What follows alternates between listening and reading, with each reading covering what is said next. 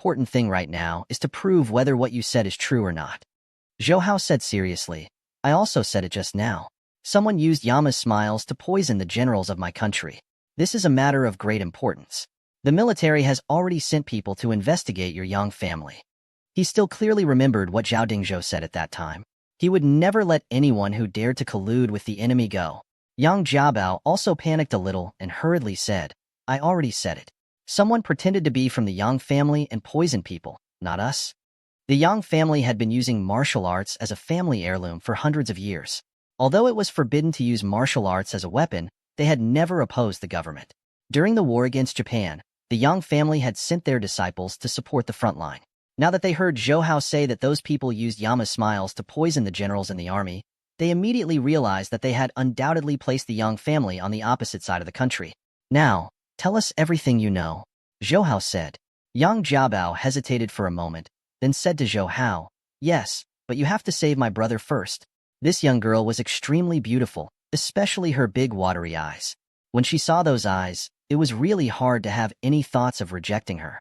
So Zhou Hao very quickly agreed. On the other side, Zhao Yuqin and Li Rulan saw Yang Jiabao charm Zhou Hao and scolded in their hearts at the same time. Little vixen. Xiao Nanyue handed a medicine to Zhou Hao. This is a rejuvenation incense. Let him smell it. Zhou Hao opened the bottle and saw the bottle placed under Yang Jiabao's brother's nose. He frowned and slowly woke up. But when he opened his eyes and saw Zhou Hao, he wanted to jump up and punch Zhou Hao. Luckily, Zhou Hao had been prepared for this. When he moved, he tapped Zhou Hao's body a few times like a lightning bolt, and he was unable to move. Junior brother, Master even told you the skill of this strike the acupoint? Xiao Nanyue said enviously. Zhou Hao smiled as a sign of tacit agreement. In fact, Dr. Gongsun did not teach him how to use the acupoints. He had learned it from the Qi Nourishment Records in Qi Nourishment Records. After he returned the rejuvenation incense to Xiao Nanyue, he asked the man, all right, tell me now, what's your name? Zhou Hao only stopped him from moving. He didn't order his mute acupoint. However, this man was very hard after being restrained by Zhou Hao. He only snorted and did not have any intention of cooperating with Zhou Hao. If you don't speak, I will hit you. Zhou Hao raised his right fist. Yang Jiabao quickly stood in front of her brother and said to Zhou Hao, my brother is called Yang Xiaogua. Jiabao. Yang Xiaogua lightly shouted. Yang Jiabao subconsciously shrunk her neck. It could be seen that she was also very respectful towards her brother. Yang Xiaogua took a deep breath, then fearlessly looked at Zhou Hao. Since I lost to you, then I have nothing to say. You are a man, so don't make things difficult for a woman. Let my sister go. Zhou Hao raised his eyebrows, thinking that although this guy thought highly of himself and disdained others, he still treated his sister well. Moreover, after he was restrained, there was still a trace of arrogance between his brows. He knew that this guy was a tough guy. I never thought of making things difficult for you guys. You were the one who attacked first just now. Zhou Hao was very dissatisfied with Yang Xiaogua attacking him without any reason. Just now your sister said, someone pretended to be a member of the Yang family and used the Yama smile to harm people everywhere. Now I want to ask, does the Yama smile belong to your Yang family? Or is it to say that the Yama's smile came from your Yang family? Yang Xiaogua shook his head and said with a straight face, no, the ancestors of our Yang family are all very capable. How could we have anything to do with such an evil thing? From his tone, it could be seen that he was very proud of the Yang family. At the same time, he was very dissatisfied with Zhou Hao for saying that the Yama smile came from their Yang family. What exactly is going on? Xiao Nanyue also spoke. 2 years ago, a person who was afflicted with the Yama smile barged into my pharmacy. He said that he had offended someone from the Yang family, and that was why he was poisoned. After I cured him, 2 masked men came looking for me. They claimed to be people from the Yang family. Not only did they kill the man I cured, they also threatened me to hand over the Yama Smile's antidote formula. Later on, they even killed my wife and broke my meridians. They crippled my legs. Speaking of this, Xiao Nanyue's face was filled with anger. Those 2 people are not from our Yang family. Yang Xiaogua immediately snorted. We, the Yang family, never hide our identities. The matter of the Yama smile has nothing to do with our Yang family. Zhao Yuqin shook her head. Now your Yang family has been dragged into this matter. The general who was poisoned is a very important person in the army. Because of this matter, the military is very furious. They are going to investigate your Yang family thoroughly. Seeing Yang Xiaogua's facial expression change, she continued, the way to get rid of the injustice in your Yang family is to find the culprit as soon as possible. I believe you will be happy to help us. Yang Xiaogua's facial expression kept changing. After a while, he sighed and said, my sister and I have come here to find those 2B asterisk stards who pretended to be from Yang family. We found out that they had appeared in Xiang City 2 years ago. That's why we came here. We also found out who the person they poisoned and killed 2 years ago was. He was a disciple of a sect in Hebei. Although I couldn't find any grudges between him and those 2 people, we found out through the police that he died in your home 2 years ago. He raised his chin at Xiao Nanyue and said, the cause of that person's death is not poison, but because his internal organs are all broken. That's why I speculated that he was killed after he was detoxified. At that time, you were the only one who could help him detoxify the poison, so we set our sights on you. We started monitoring you yesterday, so we followed you here as well. Hearing Yang Xiaogua's explanation, Zhou Hao couldn't help being surprised by this person's reasoning ability. So you also don't know where the Yama smiles came from? Yang Xiaogua nodded slightly. I think those 2 guys got the formula from somewhere and pretended to be from the Yang family, causing harm everywhere. In the past 2 to 3 years, groups of people have come looking for us. Then why do you want the Yama Smiles antidote formula? Zhou Hao asked. Those 2B asterisk stards have been pretending to be from the Yang family and doing evil things all these years. They must have some grudges with us. It's hard to guarantee that they won't poison the people of the Yang family. That's why I want to obtain the antidote formula for the Yama Smile, just in case. Li Ruolin, who was beside Zhou Hao, also said, what about those people who were harmed by the Yama Smile? Don't you plan to cure them as well? However, she heard Yang Xiaogua laugh coldly. Since they are so stupid to suspect our Yang family, then they deserve to be poisoned to death. What obligation do we have to save them? Besides, if we take out the antidote to save them, wouldn't it make it even more obvious that the Yama Smile came from our Yang family? I won't do such a strenuous and unrewarding thing.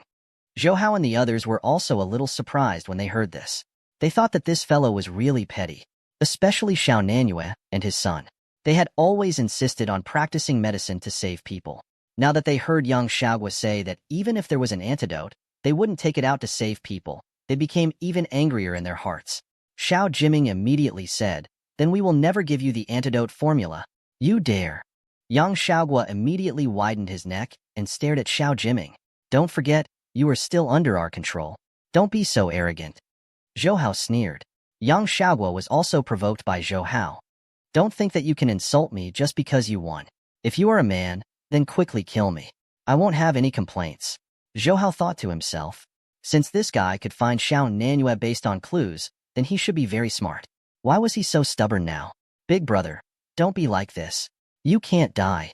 Yang Jiabao, who was beside Yang Xiaogua, wanted to cry as she tried to dissuade her brother. Zhou Hao grabbed Yang Jiabao's wrist and pulled her to his side.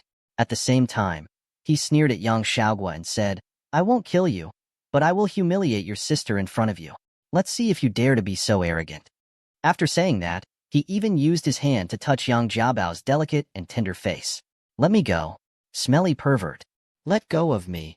Yang Jiabao could not stop twisting and struggling. Yang Jiabao's eyes were red because of Zhou Hao's actions. She shouted at the top of her lungs. Be asterisk starred. Kill me if you dare. If you dare touch my sister, I won't let you go even if I become a ghost. Yang Jiabao was 17 years old this year. She was a graceful, smart, and cute girl. Today, she wore a set of white sportswear. She looked lively and cute. However, at this moment, her wrist was tightly grabbed by Zhou Hao. Both of her hands were lifted up. No matter how hard she struggled, she could not break free from Zhou Hao. Zhou Hao and Yang Jiabao were so close to each other that he could smell the faint fragrance coming from her body. Her fragrance was like a pomegranate, and it smelled very refreshing. Zhou Hao could clearly tell that this was not a perfume, but her natural fragrance. When Zhou Hao smelled this faintly discernible body fragrance, there were a few ripples in his heart. In front of Yang Xiaogua, Zhou Hao used his right hand to grab the zipper of Yang Jiabao's sportswear. He slowly pulled the zipper down, revealing the thin white shirt inside. Zhou Hao took a glance and deliberately said to Yang Xiaogua, if you agree to work with us, I will let you and your sister go. Otherwise, you know the consequences. Big brother, save me. Tears fell from Yang Jiabao's eyes. She had been the beloved daughter of her parents since she was young. The elders in the family also doted on her very much. She had never suffered such grievance and fright before, especially since Zhou Hao had placed his right hand on her waist. This made her even more afraid of being molested by Zhou Hao. Zhou Hao saw Yang Jiabao's pitiful look and could not bear it. He felt that she was too cute, and when she cried, it was very heartbreaking. However, in order to let Yang Xiaogua cooperate with him to find the true culprit of the Yama's smile, he had to be ruthless. Yang Xiaogua bit his lower lip hard, not even knowing that he had bitten out blood. His eyes were burning with flames as he stared at Zhou Hao. He gritted his teeth for a long time before he nodded and said in a hoarse voice, "Okay, I promise you." Zhou Hao knew that a person like Yang Xiaogua would definitely fulfill the promise he made. He let go of Yang Jiabao. Yang Jiabao immediately threw herself into Yang Xiaogua's arms and sobbed, as if she had really been molested by Zhou Hao. Since Yang Xiaogua had agreed to cooperate with Zhou Hao unlocked the acupoints on Yang Xiaogua's body. However, Zhou Hao still sealed Yang Xiaogua's Qihai acupoint so that he could not use martial arts, in case he did something extreme. The group also packed their things and prepared to go down the mountain. Yang Xiaogua and Yang Jiabao walked at the front. Xiao Jiming and his son were in the middle, and Zhou Hao, Zhao Yuqin, and Li Rulin were at the back. "She is such a cute little girl. Can you also be so cruel?" Li Rulin glared at Zhou Hao and said. Zhou Hao innocently spread his hands. "I am doing this to make him work with me. I can only use this method to make Yang Xiaogua yield." Zhao Yuqin, who was beside him, secretly pinched his waist. "You didn't try to persuade him just now? How do you know he would not listen to you? Did you see Yang Jiabao was cute and used this trick on purpose? I saw it when you were peeking at her breasts." Zhou Hao quickly raised his right hand and said with a righteous expression, "I didn't do it on purpose." He secretly said in his heart, "I really did it on purpose to molest her. Who asked her to look so cute?" Zhao Yuqin took a deep look at Zhou Hao. "Let's not talk about this anymore. How do you want them to cooperate with us?" "Of course I will bring them to see Mr. Zhao. If what they say is the truth, then Yang family might be the scapegoat. We can't let Mr. Zhao accuse innocent people." "That's true." Zhao Yuqin nodded. Yang Xiaogua drove here. His car was a black Santana. And now on the way back to Xiang City, Zhou Hao naturally couldn't let him drive the car alone, so as to prevent him from running away. Therefore, Xiao Jiming drove the Santana. Xiao Nanyue also accompanied his son, while Zhou Hao and Li Rulin sat in Zhao Yuqin's off-road vehicle with Yang Xiaogua and Yang Jiabao. Zhao Yuqin and Li Rulin sat in the front seat. Zhou Hao, Yang Xiaogua, and Yang Jiabao sat in the back. Along the way, Yang Xiaogua and Yang Jiabao did not say anything. Yang Xiaogua had been very smart since he was young. He was very talented in martial arts and had high expectations from his family's elders.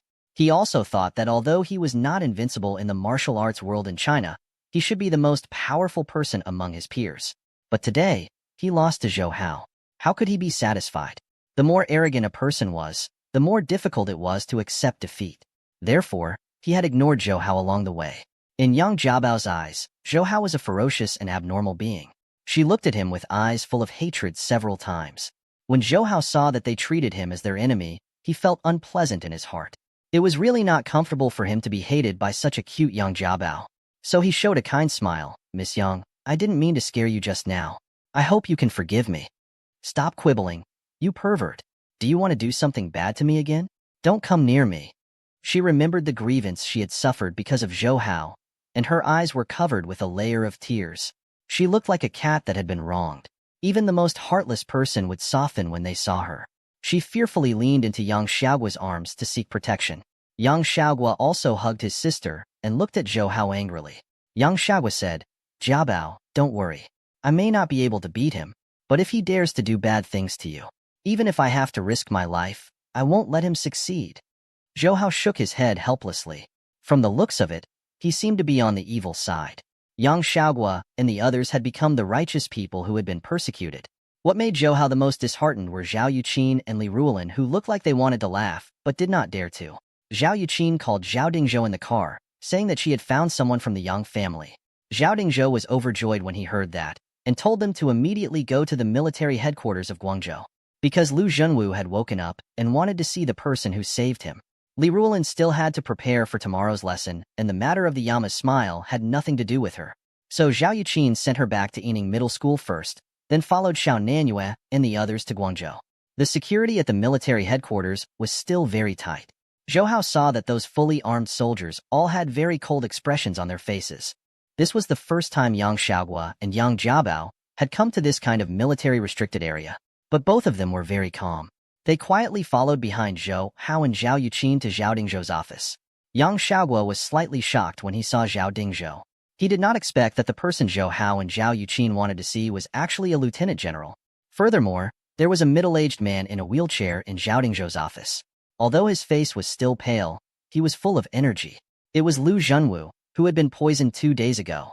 Colonel, who was called Xin Yanjun, also stood behind him. This must be Xiao Hao. Sure enough, all the outstanding figures came from young people.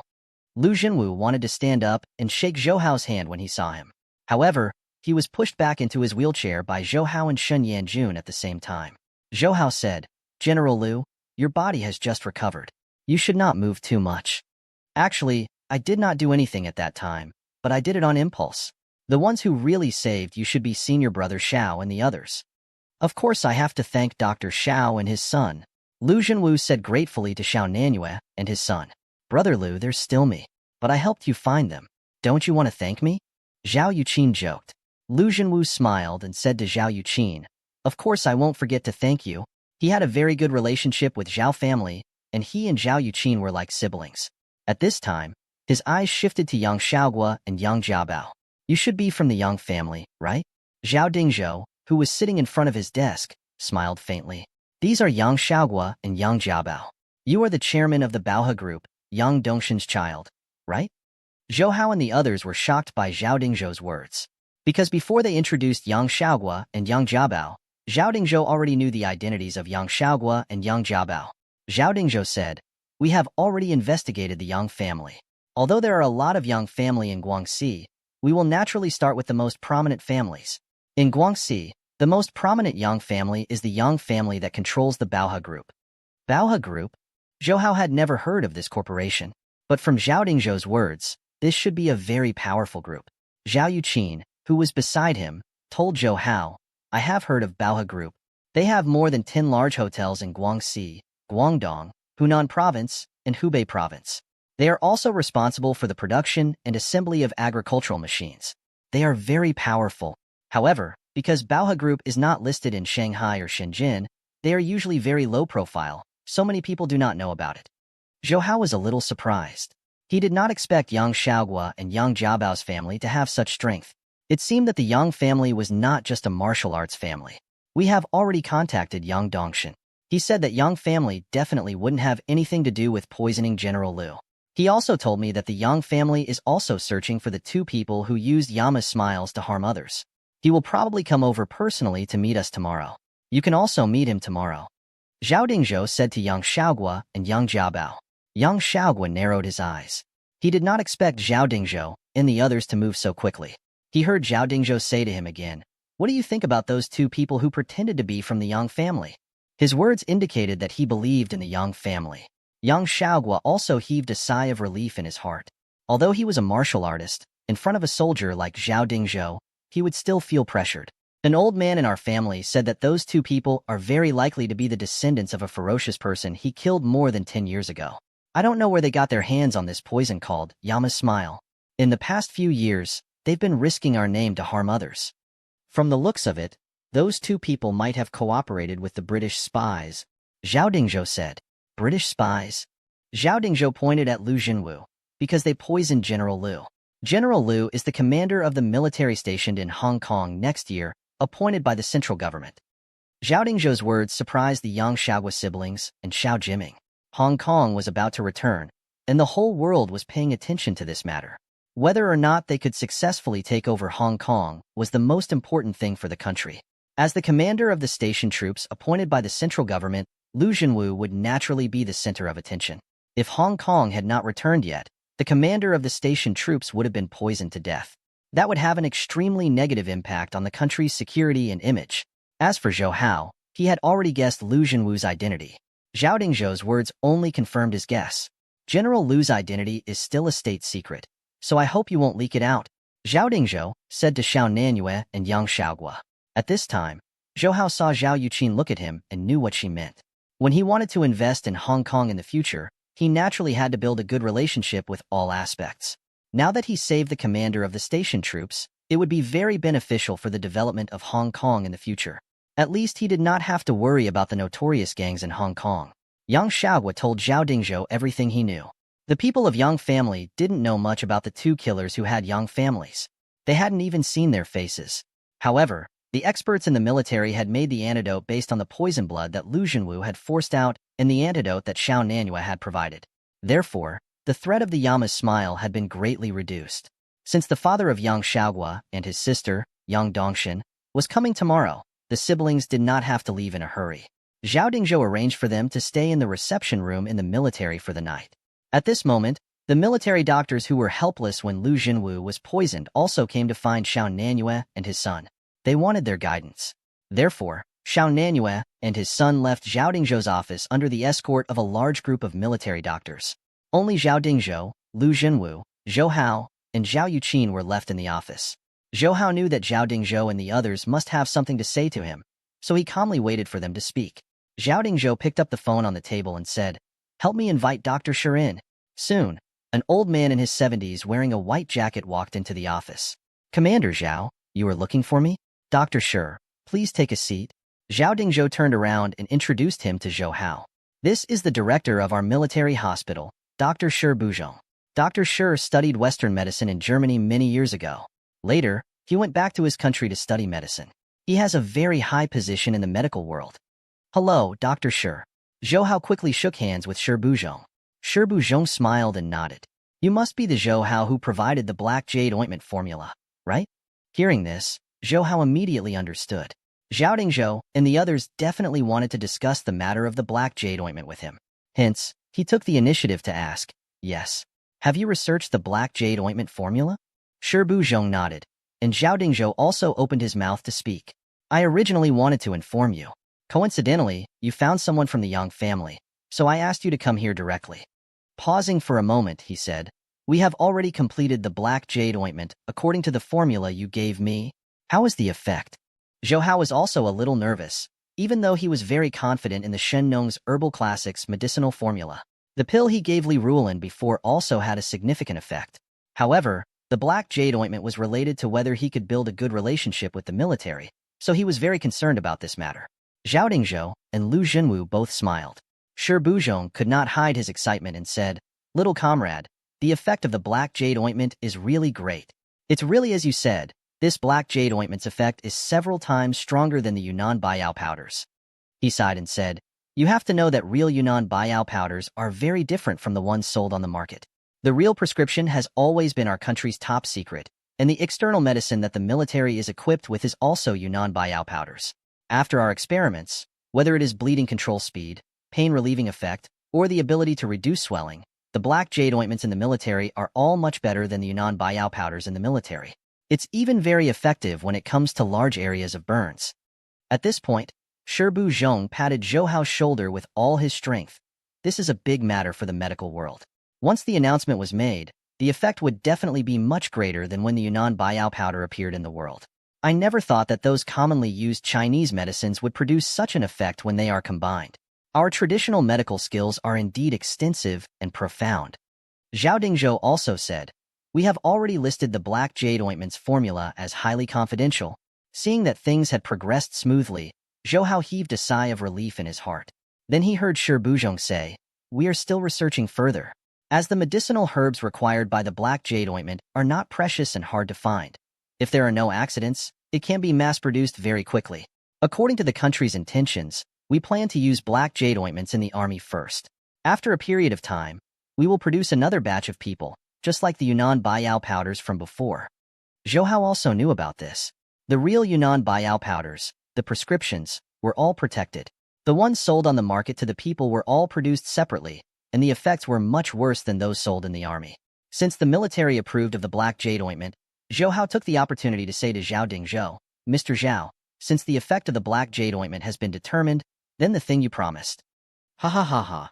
You brat, are you afraid that I will go back on my word?" Zhao Dingzhou laughed loudly and said, "That 300 million is already prepared. It was directly transferred from our military budget. How do you want us to hand it over to you? Cash or transfer?" Zhou Hao also laughed. "Who would take 300 million cash and walk around? It's better to transfer the money." "Oh right. Sister has already helped me open an account at Hong Kong's Hoofing Bank. You transfer the money there." Zhao Dingzhou nodded and smiled at Zhou Hao. "You brat, you can sell any prescription for 300 million. You are a billionaire. It's a pity that we don't have a few 100 million left. Mr. Zhao, don't say that. I think that black jade ointment has already been taken by your military. As long as you use your military's medicine production line to produce it, you can earn back the 300 million within a month. Your military expenses, I'm afraid. It should be more ample than before. Mr. Zhao, you can still raise your eyebrows in front of the leaders of the other military districts. Zhao Dingzhou and Lu Junwu looked at each other and then laughed. Lu Junwu said, "This little guy is not bad. Although he is young, he knows a lot of things." He looked at Zhou Hao. "Xiao Hao, are you interested in joining the army? With your condition, I'm afraid your future achievements will not be lower than old Zhao's." Hearing what he said, Zhao Dingzhou also looked at Zhou Hao. Obviously, he was very interested in this suggestion. Zhao Yuqin also paid attention to it. One must know that her family was an authentic military family. Her father had made contributions to the country in the past, and today, he had become a pillar of the country. Her brother had also been strictly taught by her father since he was young. He had also participated in the self-defense war, and after that, he had cut through all obstacles to become the current general. She had also joined the army. If Zhou Hao had also developed in the army, then it would be easier for her family to acknowledge her if she had to be with him in the future. Zhou Hao shook his head slightly. "Thank you for your good intentions, but I have no intention of joining the army." He looked at Zhao Yuqin apologetically and said, "For me, there are too many constraints in the army. Besides, I don't have to join the army to serve the country. My dream is to be a patriot." Zhao Dingzhou and Lu Junwu felt sorry for Zhou Hao after hearing what he said, but they still thought highly of him. As for Zhao Yuqin, she had never thought of forcing Zhou Hao, so naturally she would follow his wishes. After leaving Zhao Dingzhou's office, Zhao Dingzhou said to Zhou Hao, "The matter of you providing the prescription to our military is confidential. Don't let anyone know about this, otherwise it might cause harm to you." He originally wanted to send some people to protect Zhou Hao, but he was rejected by Zhou Hao because Zhou Hao is a martial arts expert. However, Zhao Dingzhou still gave him a Type 92 pistol and 50 bullets, which were commonly used in special forces, to protect himself. The military was very efficient. On the same day, Zhou Hao's bank account had an extra 300 million, and it had been converted into HKD. In addition to the 70 million that Zhou Hao had saved, he now had close to 400 million in funds. Zhou Hao knew that from the end of 1996 to the beginning of 1997, Hong Kong's stock market would have a strong rise, so he used Zhao Yuqin's Far International Trading Company in Hong Kong to invest this money into Hong Kong's futures market. In fact, the so-called futures were index futures. For Hong Kong, the target of index futures was Hang Seng Index. In theory, the index futures was a financial derivative tool to deal with the stock market's non-systematic risks. For example, you determined that the market would rise and wanted to buy shares, but you were also worried that the stock market would not be the same as the stock market. Then you can open up the stock index and buy the shares. The target of your opening up is another person who is looking down on the market, and the direction of his opening up is to sell. Next, everyone will use the index as a reference, and the index will rise. You are right. Your account has a lot of money. He will lose the money to you. If the price increases, all the money in his account will come to you. If he can't add more money to his account, then he'll have to close the warehouse. There are many mature securities markets overseas, but there are no such futures in China. Now that Hong Kong had returned to the top, many people in Hong Kong were not optimistic about the return. They felt that the return would cause a huge impact to Hong Kong's economy. Therefore, whether it was Hong Kong tycoons or foreign speculators, there were many people who believed that Hong Kong shares had plummeted and opened up their stocks to sell. These people would naturally become the best targets for Zhou Hao to plunder wealth. Zhou Hao, who controlled the Hong Kong stock market, was confident that he would be able to raise his 400 million to 4 billion in half a year to prepare for the upcoming financial storm in Asia. Today was Monday, the opening day of Mrs. Zhou's restaurant. The opening day of the Mrs. Zhou's restaurant was very lively. Lu Shiping specially invited a group of people to dance lions in front of the store. The sound of gongs and drums was very lively, causing the surrounding pedestrians to stop and watch. Amidst the loud sound of firecrackers, Yin Tong and Lu Shiping pulled open the red brocade cloth covering the signboard, revealing the big words Mrs. Zhou and Mrs. Zhou's restaurant. The surrounding crowd also cooperated and gave a round of applause. In order to open the business today, Zhou Hao and Wang Shijuan specially took a day off to come and help. Even Situ Jinying also came, and along with Wang Shijuan, they made a waiter to welcome the guests.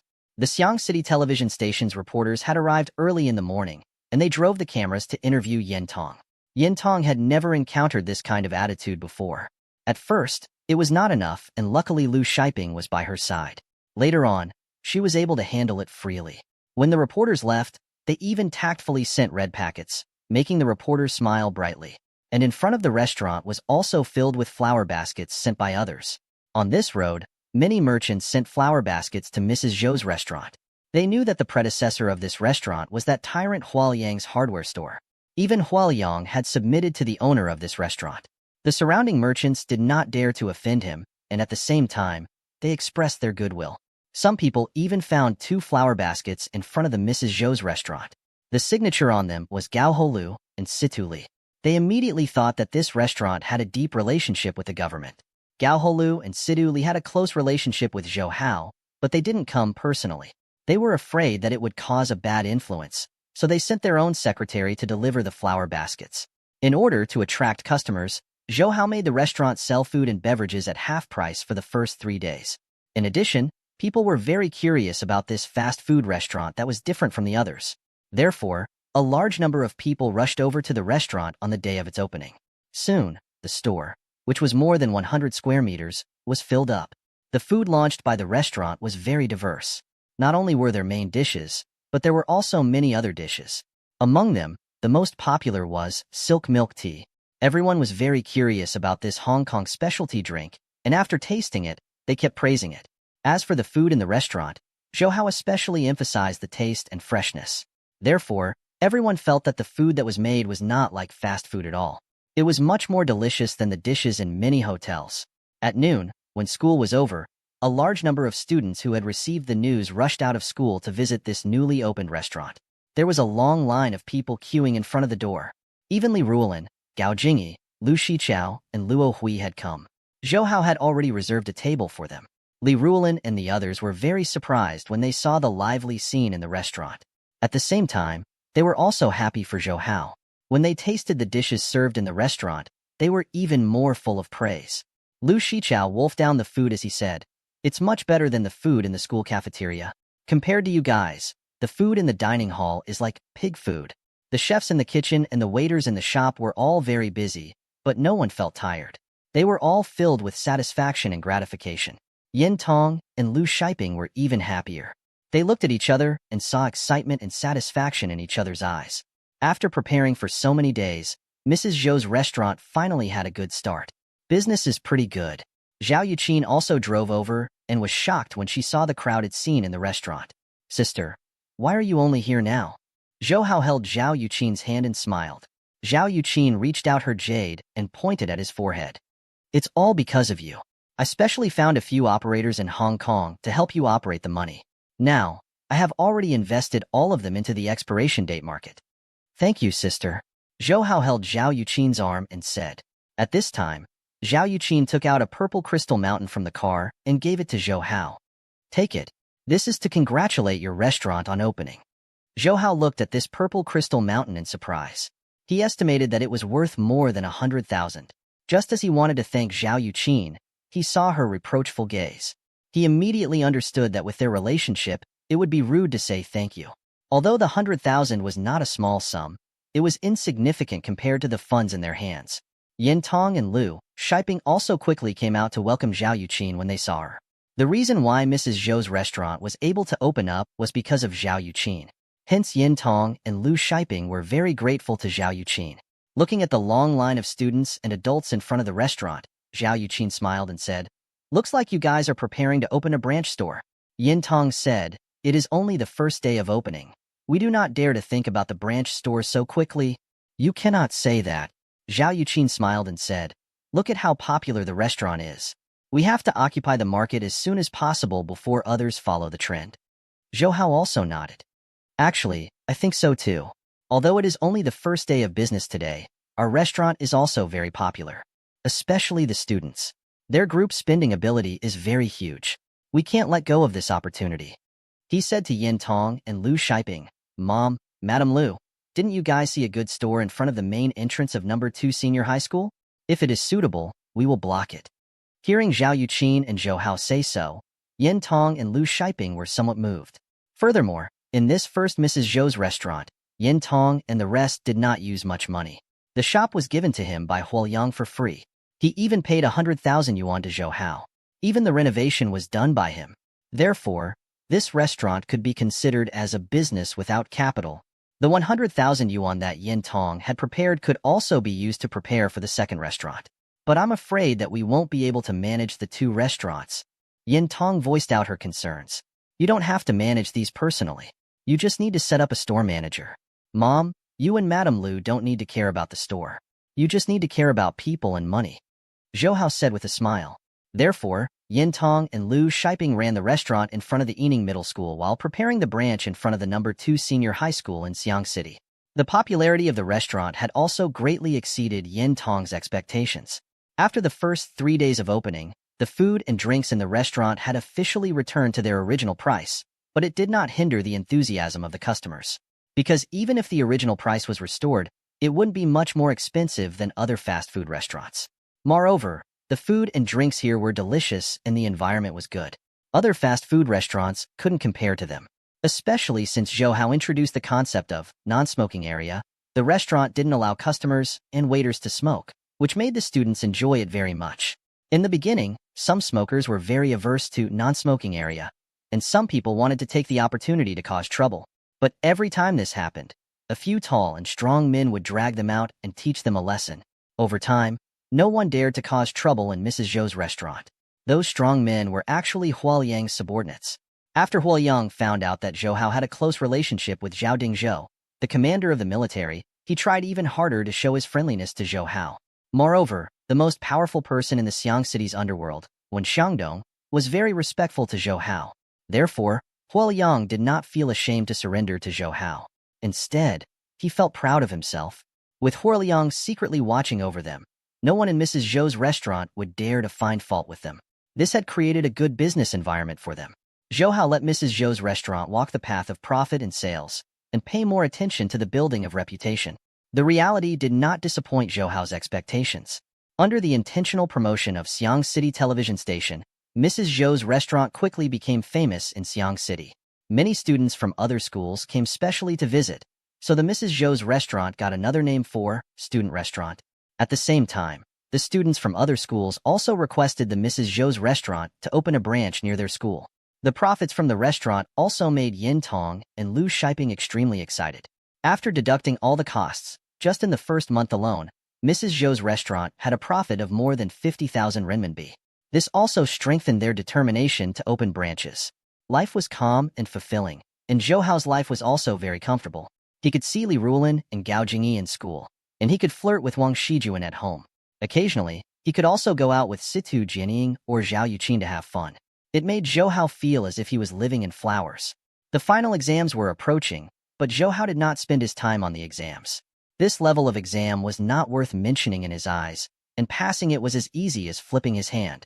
Therefore, during this period of time, he only paid attention to two things. First, the information about Hong Kong and the stock market of all the countries in the world. Then, he used his memory from his previous life to remotely control the money in Hong Kong's futures market. On the other hand, he read the entire book of Shun Nong's herbal classics in detail. He had told Yin Tong, Wang Shijuan, and the others that he would use the winter vacation time to find the source of those herbs with Xiao Jiming. He had also gotten Yin Tong's permission. She had met Xiao Jiming before and knew that he was a young man with a responsibility. She also knew that Zhou Hao's son was very independent, so she was not worried that they would go out. At this moment, Zhou Hao was in his room, holding the Shun Nong's herbal classic in his hand. Closing the book, he closed his eyes and the contents of the Shun Nong's herbal classic appeared in his mind. Then, he took out a lighter. After Zhao Dingzhou's reminder, he knew that if people knew that he had a large number of mystical medicinal formulas, he would be in danger of being targeted by everyone. Therefore, he couldn't let others know about the existence of this Shun Nong's herbal classic. During this period of time, he memorized all the contents of the Shun Nong's herbal classic and copied all the medicinal herbs in it. As for the green scriptures, he had also memorized the 5 bird scenes and the Qi nourishment records. Then, he destroyed the green scripture to prevent it from falling into the hands of the evil man and turning it into a deadly weapon. He lit the lighter and placed the Shun Nong's herbal classics on the flame. The book quickly started burning as he looked at the flame. Zhou Hao thought that from now on, the Shun Nong's herbal classic would only exist in his mind. However, Zhou Hao suddenly realized that there was a page in the Shen Nong's herbal classics that expanded to two sides when it was burning, just like the pancakes in the frying pan. After being stunned for a moment, Zhou Hao immediately extinguished the fire. That was because the page was clearly stuck on two pieces of paper. That was why it would expand to two sides during the heat. In other words, there was something hidden in the middle of the page. Zhou Hao quickly put out the fire. Luckily, the Shen Nong's herbal classics were only burned a few pages. He carefully opened the enlarged page and found that there was a rectangular paper inside. He took out the paper and saw that it was filled with complex words. The words that formed it were also cryptic. Fortunately, Zhou Hao was a scholar in literature, and his reading ability was not bad. He could basically understand the meaning of the words. After reading the contents of the paper, Zhou Hao realized that it was actually a poison formula. According to the prophecy, this poison was called throat-crunching powder. It could destroy the respiratory system of the poisoned person, making it difficult to breathe like throat-crunching. In the end, the person died of suffocation. Apart from this, it was also the medicinal ingredients and dosage of the throat-crunching powder. There was another sentence at the bottom, saying that the person who was poisoned would not be able to survive for more than 3 minutes. It meant that the person who was poisoned by the throat-breaking powder would not be able to survive for more than 30 minutes. This made Zhou Hao suck in a breath of cold air. He did not know exactly how long it would take for the 3 minutes to be mentioned, but he was sure that the person who was hit by the throat-breaking powder definitely wouldn't live long. Putting down the prophecy, Zhou Hao used the blade to carefully cut open every page of the Shen Nong's herbal classic. Although not every page contained a prophecy, after Zhou Hao busied himself, he actually found more than 50 prophecies. Among them, 37 of the prophecies contained various poison formulas. The other 19 pages recorded the corresponding detoxification methods and formulas of different poisons. In other words, adding the previous throat-breaking powder, there was a total of 19 types of poison that did not have an antidote. And these various poisons hidden in the Shen Nong's herbal classics could cause one's skin to fester and die from intense pain, and also cause one's heart and spleen to shatter and die. Some could even cause one's entire body to bleed to death, extremely cruel. Some could cause one to become crippled, blind, deaf, or have limbs that were atrophied and difficult to move. Some could make people dizzy or hallucinate like some drugs in the West, and the overall effects were all kinds of different things. Furthermore, Zhou Hao also discovered that there were several types of poison ingredients that were used to concoct medicine. They were the medicinal ingredients that were recorded in the Shen Nong's herbal classics. In other words, different medicinal ingredients could be used in different combinations to become good medicine for treating illnesses, and they could also become lethal poison. Looking at this prophecy, Zhou Hao thought to himself. According to legend, Shen Nong had tasted the 100 herbs, and the edible ones were placed in the bag on the left side of his body. They were introduced to other people for medicinal purposes. Those that could not be eaten were placed in the bag on the right side of the body, reminding people to be careful that they could not be eaten. As for those that could not be eaten, they were naturally highly toxic. If Zhou Hao hadn't planned to burn the Shen Nong's herbal classic, he wouldn't have discovered that in this rare book, other than the treatment formula, there was also a lethal poison formula. Even Dr. Gongsun, who had kept this book for dozens of years, wouldn't have thought of this. Suddenly, Zhou Hao thought of something and hurriedly searched through those prophecies. He wanted to see if there were any Yama Smiles formulas in those prophecies, but he did not find anything after searching once. It seemed that the Yama Smiles formulas were not spread out from here. He used an entire night's time.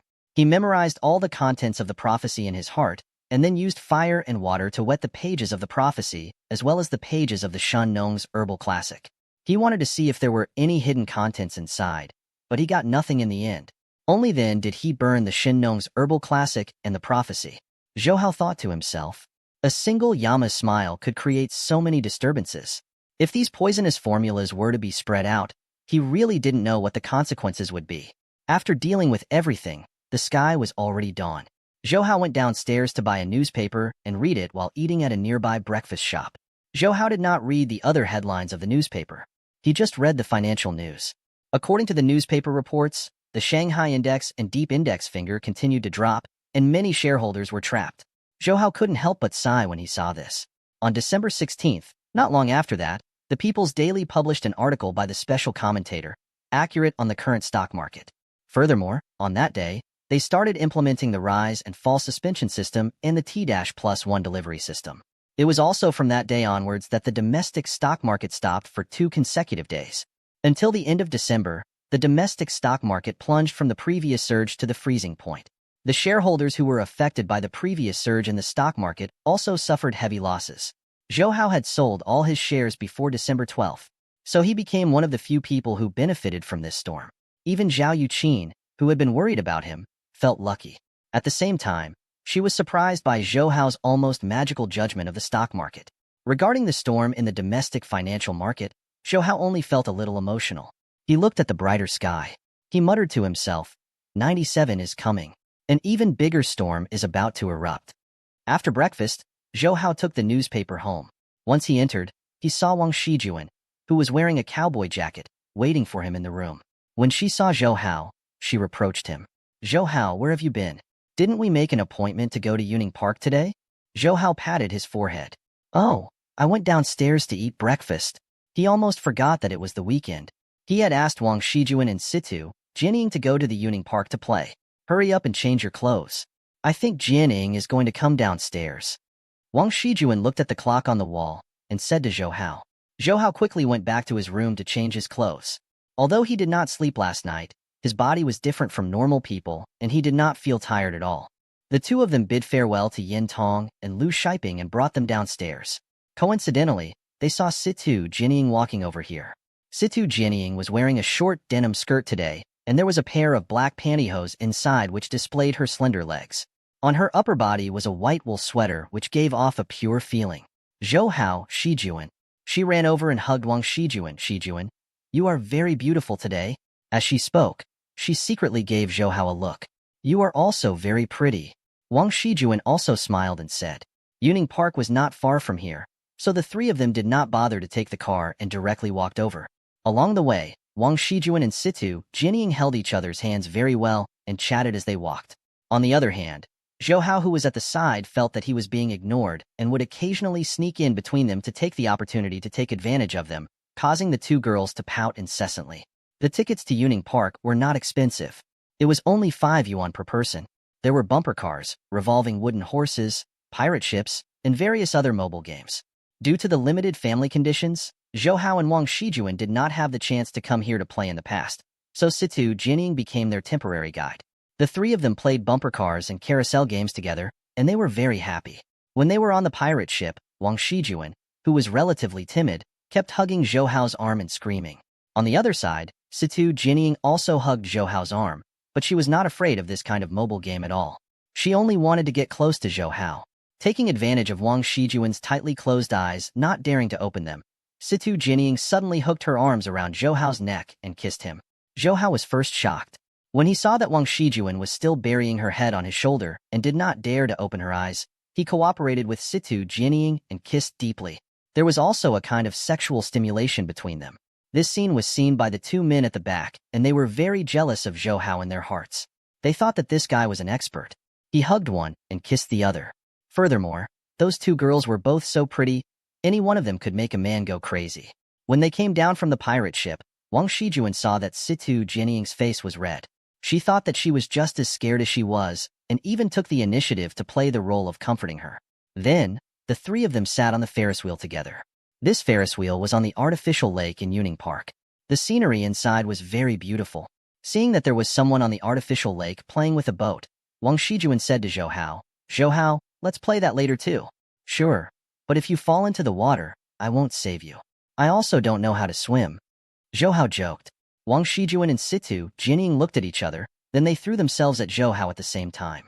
Waves of pink fists landed on Zhou Hao's body and Situ Jianying said fiercely, if we fall into the water, we will drag you down even if we die. Under the two girls' pink fists, Zhou Hao kept begging for mercy. At the same time, a loud phone ringing came from Zhou Hao's backpack. Wang Shijuan and Situ Jianying heard the phone ring and tactfully stopped playing around with Zhou Hao. Zhou Hao took out a big brother from his backpack. These 96 years, the mobile phone was still a big brother. It was not as light as a mobile phone in the future. This big brother was given to Zhou Hao by Zhao Yuqin. Zhou Hao originally did not want it because it was too inconvenient to carry it around. However, he needed to keep in contact with Zhao Yuqin. In order to be able to contact her at any time, Zhou Hao had to accept it. However, when he brought Big Bro closer to his ear, it was not Zhao Yuqin's voice that came from inside, but an unfamiliar male voice. Are you Zhou Hao? The other party's tone was very rude. Zhou Hao could almost imagine that the person on the other side of the phone was a proud and arrogant person, so his attitude was not very friendly. I am. Who are you? My name is Feng Guanwei. That person said, did you buy a land to build a factory in Xiang City's Shuahua village? Hearing Feng Guanwei's words, Zhou Hao started to think, are those Japanese finally coming to discuss buying land with me? Thinking about this, he said, that's right. I bought a piece of land in Shuahua village to build a factory. Give me that piece of land. I'll give you 2 million. Feng Guanwei said directly on the other side of the phone. When Zhou Hao heard Feng Guanwei suggest using 2 million to buy his land in Shuahua village, he didn't get angry. Instead, he smiled and said to the phone, are you sure you are awake? Feng Guanwei suddenly heard this and didn't know how to react. After a while, he realized that Zhou Hao was indirectly saying that he was dreaming. He immediately cursed. F***CKU. Zhou Hao hated people who insulted his mother the most. Without saying anything else, he immediately cut off the call. What's wrong? Who angered you? Wang Shijuan and Situ Jinying saw that Zhou Hao's expression was very ugly after answering the phone, so they asked at the same time. Zhou Hao shook his head slightly. It's nothing. It's just a guy who doesn't have a tutor. Now he started to wonder if this Feng Guanwei was sent by those Japanese to contact him. But in fact, Zhou Hao hated this person very much. As for why he had his own phone number, this was also very easy to explain. Because in order to make it easier for those Japanese to find him, Zhou Hao had previously told the village chief of Shuahua village, Daizhong, his phone number. Therefore, if someone wanted to buy that piece of land, they would naturally look for Daizhong and find him. Less than 2 minutes later, the phone rang again. Zhou Hao took it out and leaned close to his ear. He heard Feng Guanwei's voice again, and his tone sounded very oppressive. Clearly, he was trying his best to suppress his anger. He said, I want to meet you and discuss with you. Where are you now? Zhou Hao looked at Wang Shijuan and Situ Jianying and said faintly, I am not free now. Let's make an appointment. Mr. Zhou, this matter is very tight. I want to meet you and discuss it with you as soon as possible. Feng Guanwei lowered his attitude and said, I apologize for my attitude just now. Mr. Zhou, come out and meet me. I really want to buy your land with sincerity. Situ Jianying was after all the daughter of the Public Security Bureau's director. When she saw Zhou Hao talking on the phone with her father, her expression was somewhat similar. She said thoughtfully, Zhou Hao, if you have something to do, then go. Shijuan and I will go back by ourselves. Zhou Hao hesitated for a moment. No need. Let's go together. Let's go see someone. Let's go together. We can go shopping later, okay? Wang Shijuan and Situ Jianying did not want to separate from Zhou Hao. They were just afraid that they would interfere with Zhou Hao's business. Now that they heard what Zhou Hao said, they were naturally happy to agree. Therefore, Zhou Hao said to Feng Guanwei, I am now in the Yuning Park of Xiang City. It is almost noon. Why don't we meet in Tianbin Hotel in half an hour? After Feng Guanwei agreed, Zhou Hao left Yuning Park with Wang Shijuan and Situ Jianying and took a taxi to Tianbin Hotel. Zhou Hao's impression of Tianbin Hotel was neither good nor bad, because the boss of Tianbin Hotel was the son of the mayor of Guangzhou, Fan Lize. Zhao Yuqin also said that Fan Lize often pestered her. Zhou Hao had only gone to Tianbin Hotel with Zhao Yuqin last time. Since the last time, Zhao Yuqin had never mentioned Fan Lize again, and he did not know whether he had continued pestering Zhao Yuqin. When he arrived at Tianbin Hotel, Zhou Hao asked for a room called Daffodil and called Feng Guanwei to tell him the room number. Feng Guanwei also said that he would arrive in 15 minutes. Wang Shijuan was very surprised that Zhou Hao came to Tianbin Hotel to eat. Although she already knew that Zhou Hao won the special prize of 5 million, it was still a bit extravagant to come here to eat. The waitress who brought Zhou Hao and the others to the room was also curious about the three of them. She could tell that Zhou Hao and the other two were still students and did not have adults accompanying them. They actually dared to come here to buy a room to eat. Situ Jianying did not feel anything because she often followed Situ Li here.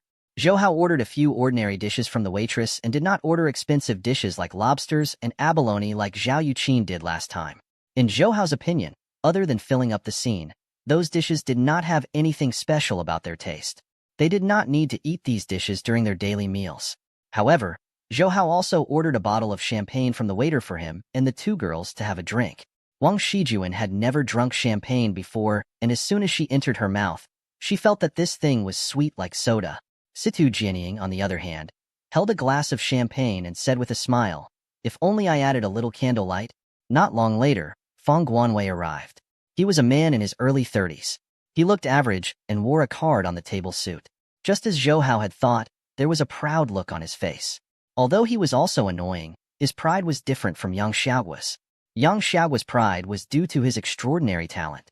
Feng Guanwei, on the other hand, had a natural sense of superiority, as if he was born to be nobler than others. In comparison, Zhou Hao felt that Feng Guanwei was more hateful than Yang Xiaogua. Are you Zhou Hao? The first time Feng Guanwei saw Zhou Hao, he frowned. He did not expect that the person who talked to him on the phone was such a young man. It was also because Zhou Hao was tall and straight, and he had a mature temperament. Feng Guanwei thought that Zhou Hao was in his early 20s, but if he was told that Zhou Hao was still in his second year of junior high, he wouldn't believe it. That's right. I am. Please take a seat. Zhou Hao said. I made the decision to order the dishes first. Mr. Feng doesn't mind, does he? Feng Guanwei nodded. His eyes fell on Wang Shijuan and Situ Jianying, and he was immediately shocked. Although the two girls were still in their puberty, they were already slender and graceful young girls. Furthermore, although the two girls had different temperaments, they were both very outstanding. In the future, they would definitely become devastatingly beautiful. Feng Guanwei looked at the two girls in a daze. He felt that there were only a few girls he had seen that could be compared to these two girls. There was no such thing as a loli in this era, but Feng Guanwei was very fond of these young and lively girls. Compared to mature women, he had more desire for this kind of budding girl. She was a typical lolicon. Seeing Feng Guanwei's wanton gaze on the two girls, Zhou Hao frowned and gently reminded, Mr. Feng. He. Feng Guanwei came back to his senses. These two girls are your friends, Mr. Zhou? Zhou Hao nodded. I was just playing with them. That's why I said I didn't have time to meet you. Feng Guanwei also smiled. With two beautiful girls like you, if it were me, I wouldn't want to be disturbed. It's my fault for being rude. Let me formally introduce myself. He didn't look at Zhou Hao, but stared at Wang Shijuan and Situ Jianying. My name is Feng Guanwei, the general manager of Guantang Construction and Engineering Limited. He took out two exquisite business cards from his pocket and handed them to Wang Shijuan and Situ Jianying. Also, please explain that the chairman of the Guangzhou City Consultant Council, Feng Jian, is my father. When he said the last sentence, his face revealed a deep sense of pride. Zhou Hao was somewhat dissatisfied with him giving the business cards to the two girls and not himself. At the same time, when he heard that this person was the son of the chairman of the Guangzhou City Political Consultant, he knew that this person was most likely a spoiled brat who bullied others. Indeed, after seeing Wang Shijuan and Situ Jianying, Feng Guanwei was even more interested in them than Zhou Hao.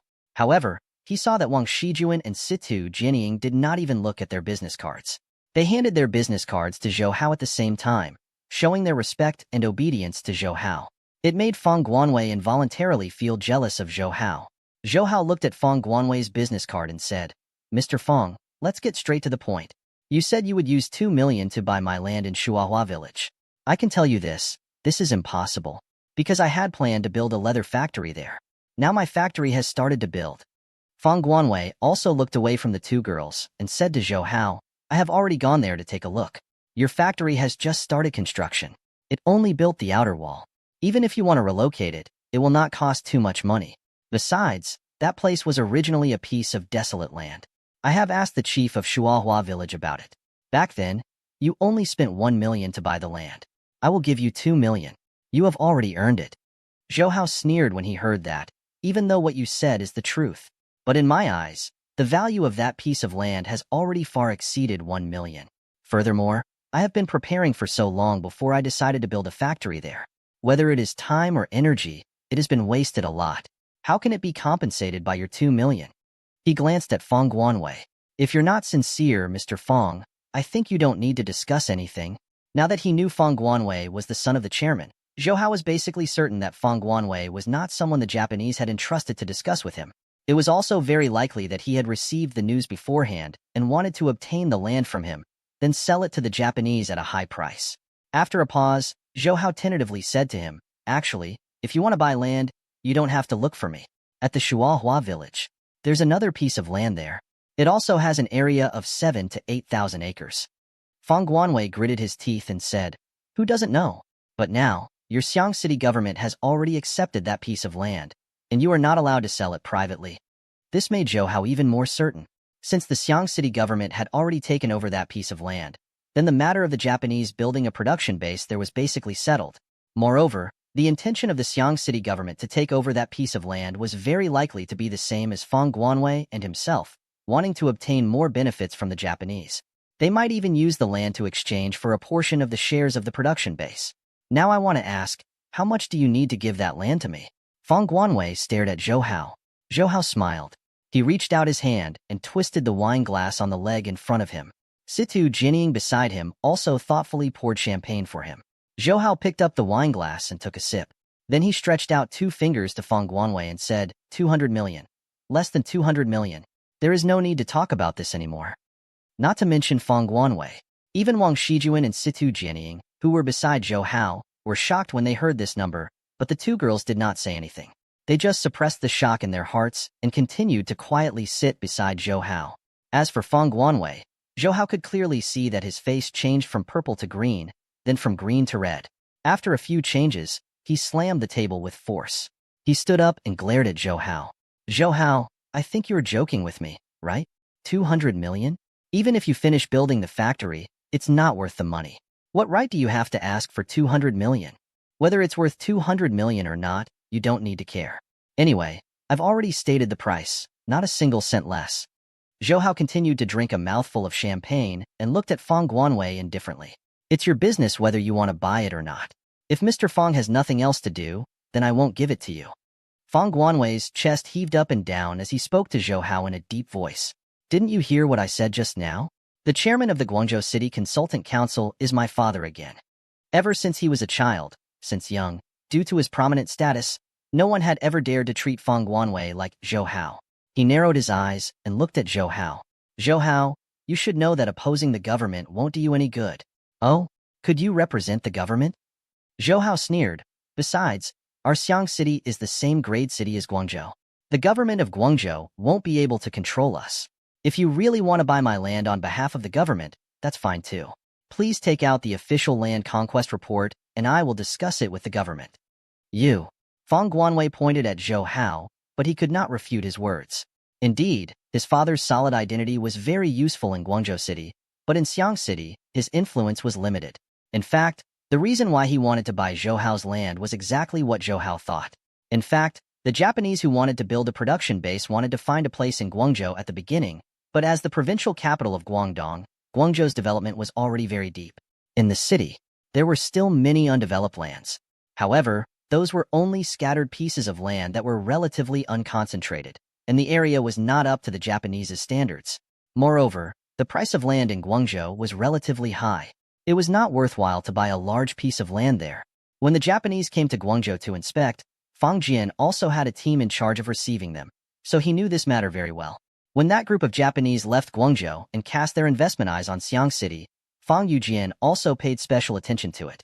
He knew that they had their eyes on the empty land in the Shuahua village near the outskirts of Xiang City. Feng Guanwei had opened the Crown Court Construction Company a few years ago. He had been using his father's influence to obtain many projects and profits. This time, he smelled an opportunity to build a production base in Japan. Therefore, he wanted to find Zhou Hao before the news was announced. He wanted to use his father's power and Zhou Hao's ignorance to seize the land. As for the 200 million that Zhou Hao offered, it was actually the price Feng Guanwei wanted to sell the land to the Japanese after he got it. If he really used 200 million to buy Zhou Hao's land, then there really wouldn't be any profit to be made, and it would be a waste of effort. Mr. Feng, I won't see you off. Facing Feng Guanwei's anger, Zhou Hao was still very calm. Humph. Just you wait and see. Feng Guanwei saw Zhou Hao's firm attitude and also provoked the anger in his heart. He coldly snorted and flicked his sleeves and left. Zhou Hao smiled at the 2 girls beside him. Haha, let him lose our interest. Wang Shijuan shook Zhou Hao's arm. Zhou Hao, you really bought land to build a factory? Is that piece of land really worth 200 million? She felt that it was already very impressive for Zhou Hao's restaurant to earn tens of thousands per month. 200 million. She really didn't have any concept. She only knew that it was a lot of money, so much that she wouldn't be able to spend it all in 10 lifetimes. Situ Jianying, who was used to seeing big scenes, couldn't help but be surprised by Zhou Hao's appetite. But that guy's father is the chairman of the Guangzhou's Consultant Council. If you offend him, I'm afraid he will take revenge on you. Zhou Hao narrowed his eyes and said with a smile, there's no need to be afraid. Soldiers will block when soldiers come, and earth will block when water comes. He hugged the shoulders of the 2 girls. All right, let's not bother about these things. Let's eat. We still have to go shopping with you later. Thus, The three of them recovered their mood and happily ate a meal. Then, they went to the pedestrian street in Xiang City to shop and have fun. Furthermore, after Fang Guanwei walked out of Zhou Hao's room, he originally wanted to leave the Tianbin Hotel. However, because of the matter of buying land, he was afraid that he would have to stay here for a few days. The best hotel in Fragrant Sky City was Tianbin Hotel, so he went to the hotel lobby and booked a suite. "Isn't this young Master Fang?" Suddenly, a voice came from behind. The lobby manager who was in charge of receiving Fang Guanwei immediately greeted him respectfully. "Director Fan?" Fang Guanwei turned around and saw a man wearing a wool coat walking towards him. It was Fan Liza. Fan Liza was the same as him. Both of them belonged to the circle of high-ranking officials in Guangzhou City. They had a pretty good relationship, so he asked with a smile, "Brother Fan, why have you come to Xiang City as well?" He suddenly remembered that the lobby manager was called Director Fan by Fan Liza, so he came over. "Could it be that this hotel is owned by you?" Sorry. Fan Liza cupped his fists and smiled. In fact, this Tianbin Hotel in Xiang City was one of Fan Liza's properties. He also had 2 other 3-star hotels in Guangzhou. Of course, all the connections were obtained from his father, the mayor of Guangzhou. He was a little confused to see Fang Guanwei here, because Fang Guanwei had only been doing business in Guangzhou. "Young Master Fang, why did you come to Xiang City all of a sudden? There shouldn't be any tourist attractions here." "Don't mention it. I was angered by a guy who didn't know what was good for him just now." Thinking about how Zhou Hao didn't know how to appreciate favors, Fang Guanwei was still angry. "Who dares to provoke our young Master Fang?" Fan Liza said in surprise. "Come, go to my office and tell me who the B***** is. I will help you vent your anger." After saying that, the two of them went to Fan Liza's office on the top floor. Fan Liza's office was very luxurious because in his opinion, the most important thing in doing business was grandeur and extravagance. He poured a glass of wine for Fang Guanwei, and Fang Guanwei raised the glass and drank it in one gulp.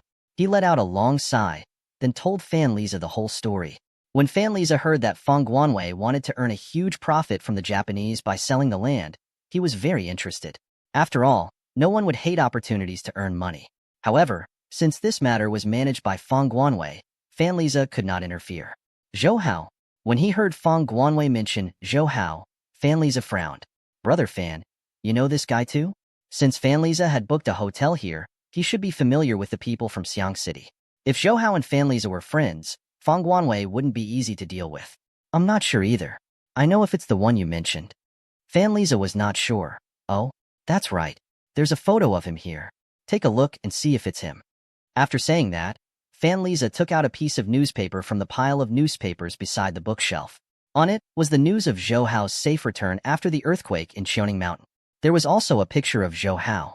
When Fang Guanwei saw the picture of Zhou Hao in the newspaper, he immediately shouted, "That's right, it's this guy." "Huh. So this guy is so famous in Xiang City." Looking at the relevant news in the newspaper, his eyes widened. "Wait, he's still in his 2nd year of junior high school? Isn't 15 years old enough this year?" Fan Liza also said, "It's really him? Humph, I didn't expect him to touch a dead rat and buy a good piece of land." They all thought that the reason Zhou Hao bought that piece of land was just a coincidence. It was impossible to predict that the Japanese would build a production base there. Seeing that Fan Liza didn't seem to have a good impression of Zhou Hao, Fang Guanwei asked, "Brother Fan, could it be that this guy doesn't have a good impression of you?" "It's not just a bad impression. If I have the chance, I would like to teach him a good lesson." Fan Liza scolded. All along, he had been passionately pursuing Zhao Yuqin. Not to mention Zhao Yuqin's prominent family, she herself was a beauty with both looks and talent. Even if she was born in an ordinary household, it was enough to make all men fight over her. However, Zhao Yuqin had never looked at him in the eye, not to mention accepting his pursuit. And there were a few times when he saw Zhao Yuqin and Zhou Hao together.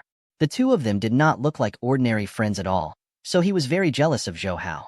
But this Zhou Hao is only in his 2nd year of junior high school. Why would he have 1 million to buy that piece of land? Fang Guanwei asked. "He got it from a woman," Fan Liza said hatefully. He did not think Zhou Hao had the ability to earn that much money himself.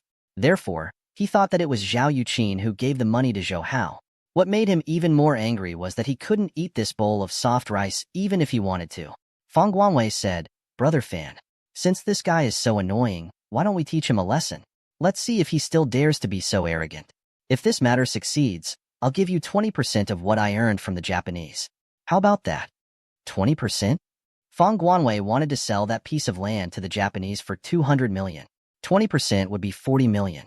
Fan Liza thought of Zhou Hao and Zhao Yuqin's intimate relationship and gritted his teeth in hatred. He hesitated for a while and said, "Okay. Anyway, I want to teach him a lesson." Fang Guanwei was also very excited when he heard Fan Liza agree. He heard Fan Liza say, "But it is not suitable for us to do it ourselves." And he touched his chin. People in the underworld are the most suitable for doing these things. In Xiang City, when Shangdong was the one who had the best life in the underworld, let's ask him to do this. When Shangdong had been living a good life these days, the underground casinos in Emotion City brought him millions of dollars of income every month. He had just opened 2 disco clubs, and they were both very popular. What made him the happiest was that Situ Li and the other government officials had changed their attitudes towards him. They no longer called him just come and go. Although he had paid a great price to win over Situ Li and the others in the past, in their eyes, he had always been a gangster leader and looked down on him from the bottom of their hearts. After helping to save Zhao Yuqin the last time, even though he did not make a sound, Situ Li and the others knew that he had helped Zhao Dingzhou. In other words, Zhao Dingzhou owed him a favor. It was because of this that Situ Li and the others changed their attitude towards him, even though when Shangdong still wanted to see the expressions of Situ Li and the others. At least, he no longer had to bow like a servant like before. At this time, he was in his own office in Emotion City. He was sitting on a large chair, and a hot young lady was sitting on his lap, moving up and down like a horse. The woman screamed and fell into Wen Shangdong's arms. Although Wen Shangdong was in his 40s, he was still very strong. He was even more satisfied with women than many young people. This woman was a waiter in the city. After Wen Shangdong took a fancy to her, she became one of his mistresses. Although Wen Shangdong was a member of the underworld, he never used force on women. With his wealth and influence, it was naturally much easier for him to get a woman than ordinary people. Many a time, he didn't even need to open his mouth to get a lot of women. "Master Dong, I want more." This woman quickly recovered, and her fingers drew circles on Wen Shangdong's chest. "You are not an easy person to satisfy." Wen Shangdong scolded her with a smile. Just as he was about to fight again with all his might, someone knocked on the office door at an inappropriate time. "Who is it?" Wen Shangdong shouted impatiently. No one would be annoyed if they were disturbed at this time. A male voice came from outside. "Master Dong, Mr. Fan wants to see you." "Which Mr. Fan?" Wen Shangdong could not remember. "Fan Liza, Mr. Fan." The person outside answered. Wen Shangdong frowned. "It's him?" The woman in his arms was still twisting her body. Wen Shangdong also felt his lower body tighten. He took a deep breath and suppressed the desire in his heart to push the woman away. "I have serious matters to attend to. I will come to you tonight." This woman knew Wen Shangdong's temperament very well and tactfully did not pester him anymore. Instead, she very thoughtfully helped him clean up his lower body and tidy up his appearance. After this woman left, Wen Shangdong immediately asked his subordinates to invite Fan Liza in. "Hee, Master Dong, is business all right?" Fan Liza revealed a bright smile when he saw Wen Shangdong. "I don't deserve it. I don't deserve it. It was all Mr. Fan's fault for taking care of him." Wen Shangdong quickly stood up from his chair. At the same time, he saw Fang Guanwei, who was with Fan Liza. "This friend is..." Fan Liza introduced him. "This is young Master Fang Guanwei, young Master Fang, the young master of Guangzhou City's Consultant Council." Wen Shangdong immediately went forward and shook hands with Fang Guanwei. "So it's young Master Fang." Sorry. "Hello." Fang Guanwei also shook Wen Shangdong's hand. He felt that Wen Shangdong was not as rude as other people who operated the underworld. Instead, he looked like a successful businessman. Wen Shangdong smiled at Fan Liza and said, "Mr. Fan, why are you here so early today? You usually don't come before the 3rd day." Due to the good environment of the underground casino that Wen Shangdong ran, it was not only popular with ordinary gamblers. Even Fan Liza and many other officials liked to come here to play, so Fan Liza could be considered a regular customer here. "I'm not here to play today." Fan Liza smiled and said, "Let's not talk about pleasantries. I came here today mainly to ask you for help." Wen Shangdong immediately said, "What are you talking about? If Mr. Fan has anything to say, just say it. If you can do it, I won't dare to refuse." Fan Liza looked at Fang Guanwei and said, "It's like this. There's a guy who doesn't have eyes and doesn't like us. He even robbed a business deal from us. So we want to find someone to teach him a lesson and snatch the business back." Wen Shangdong was not surprised when he heard this, because he had done this kind of thing for many people in the past. To be frank, it was to help those government officials bully the city. People like Wen Shangdong, who were in the underworld, could be considered experienced. Therefore, he said with a smile, "No problem, no problem. It is my honor to be able to help you too." Hearing Wen Xiangdong say so, Fan Liza and Fang Guanwei both smiled at the same time. Fang Guanwei took out the newspaper and handed it to Wen Xiangdong. "It's this guy, Master Dong. You better find someone to break his leg, so that you can help us vent our anger." Wen Xiangdong was still wondering who had offended Fan Liza and Fang Guanwei. However, when he saw Zhou Hao's photo, he was stunned. He couldn't help but ask, "Are you going to deal with him?" Seeing Wen Xiangdong's reaction, Fan Liza and Wen Xiangdong both felt that something was wrong. "What? Master Dong? You know him?" Yes. Wen Xiangdong nodded awkwardly and said to Fan Liza and Fan Liza, "I'm sorry, both of you. If the person you two want to deal with is Zhou Hao, then there is nothing I can do." "Why?" Fan Liza and Fang Guanwei asked at the same time. Looking at the two of them, Wen Xiangdong could guess that they definitely didn't know about the relationship between Zhou Hao and Zhao Dingzhou. He naturally would not tell them, so he said, "In fact, I owe him a favor. We are just talking about the word trust. So please forgive me, I can't do anything to him." Fan Liza also knew that although many people in the underworld were unscrupulous now, but there are some people who care about the tradition of loyalty. According to his understanding of Wen Xiangdong, he also knew that Wen Xiangdong valued his reputation very much. Since Wen Xiangdong could not make a move on him, he could not force him either. After all, even though the power behind him was very strong, if he really went against Wen Xiangdong, Fan Liza wouldn't be able to take advantage of him. However, he still looked at Wen Xiangdong suspiciously. "Since Master Dong can't do it, we won't force you to do it. But you won't tell him about it, right? Mr. Fan, if you say so, you won't treat me as a friend anymore." Wen Xiangdong patted his chest and said, "Although I owe others, in terms of friendship, he can be compared with Mr. Fan. I won't interfere in this matter, and I won't tell him about it either, even if it means paying him back." "All right. Then we'll believe in Lord Dong this time." Fan Liza patted Wen Xiangdong's shoulder, then left with Fang Guanwei. After leaving Emotion City, Fang Guanwei started cursing, F***ck, another one who doesn't know how to appreciate favors. Fan Liza said, "As the saying goes, a strong dragon doesn't suppress the local snake." Wen Xiangdong has been operating here for more than 10 years. If we want to develop here in the future, we can't do without his help. Since he doesn't want to do it, we can just find someone else to do it. Aren't you very familiar with that Qinggu from Guangzhou? Just find him to handle this matter." Fang Guanwei nodded his head. "And this Qinggu is very close to me. If I open my mouth, he will definitely agree." Thus, the two of them began to plan the details of the matter. On the other hand, after the two of them left Emotion City, Wen Xiangdong immediately called Zhou Hao. Compared to Fan Liza, who was a spoiled brat, Wen Xiangdong liked Zhou Hao more. He felt that Zhou Hao had the heroic spirit of a man from the pugilistic world. Furthermore, Zhao Dingzhou, who was behind Zhou Hao, was not someone that Fan Liza and Fang Guanwei could afford to offend. The call was soon connected.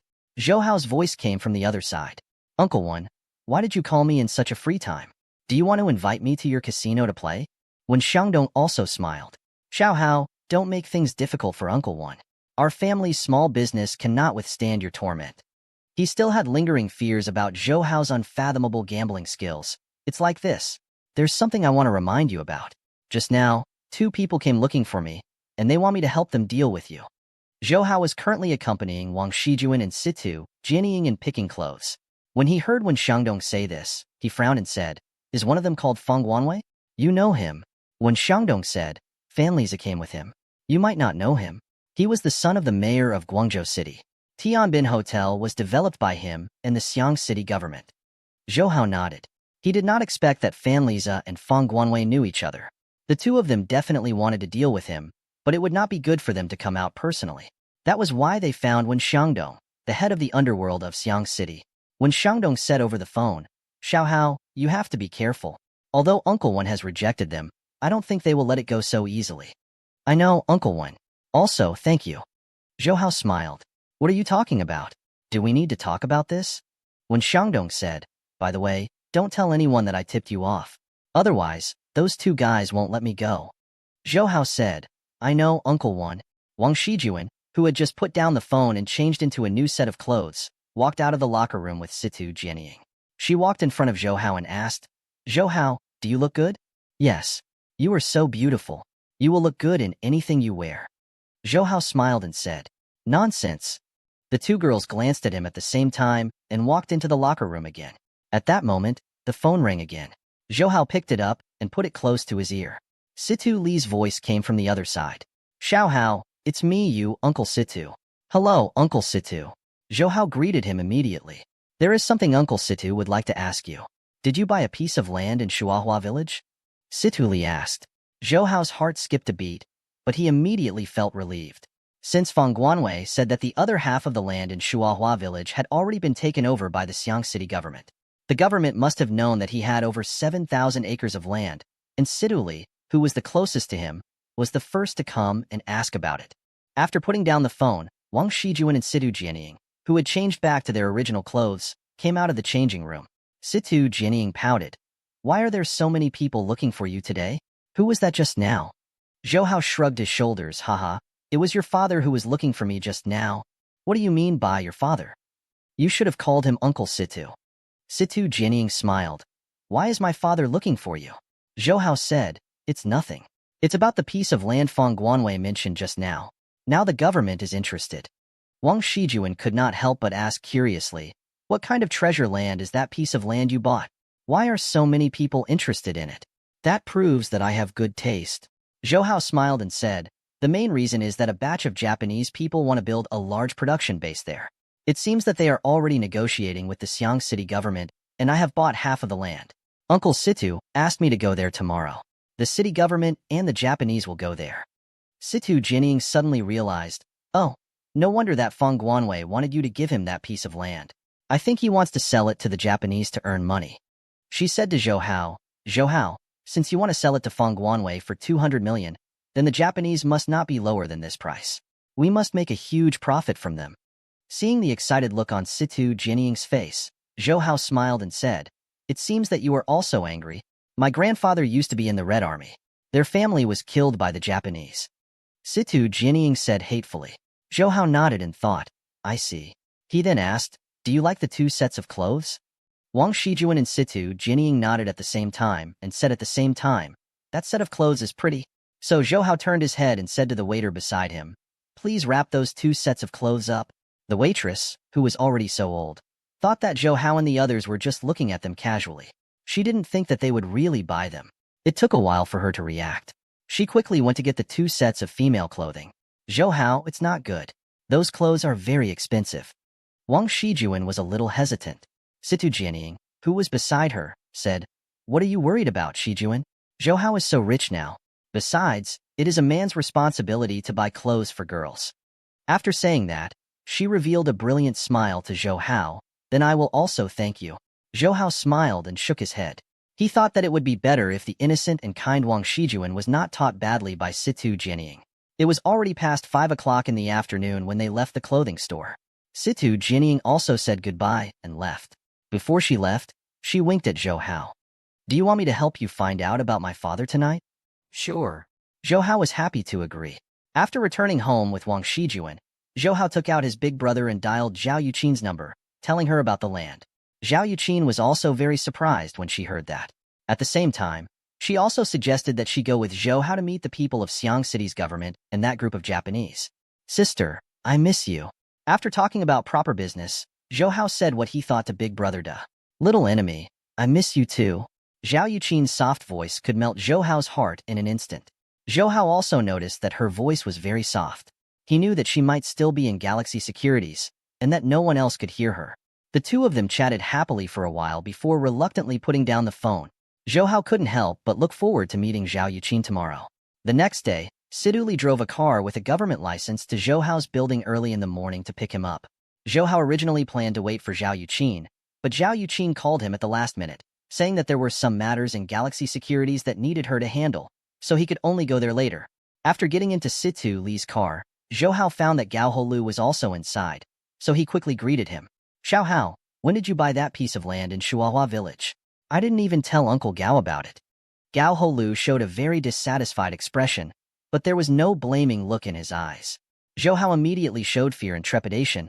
Uncle Gao, I originally wanted to work with someone else to build a factory there. This was more than a month ago. How could I have known that those Japanese would like to build a factory there? The expression on his face was very innocent.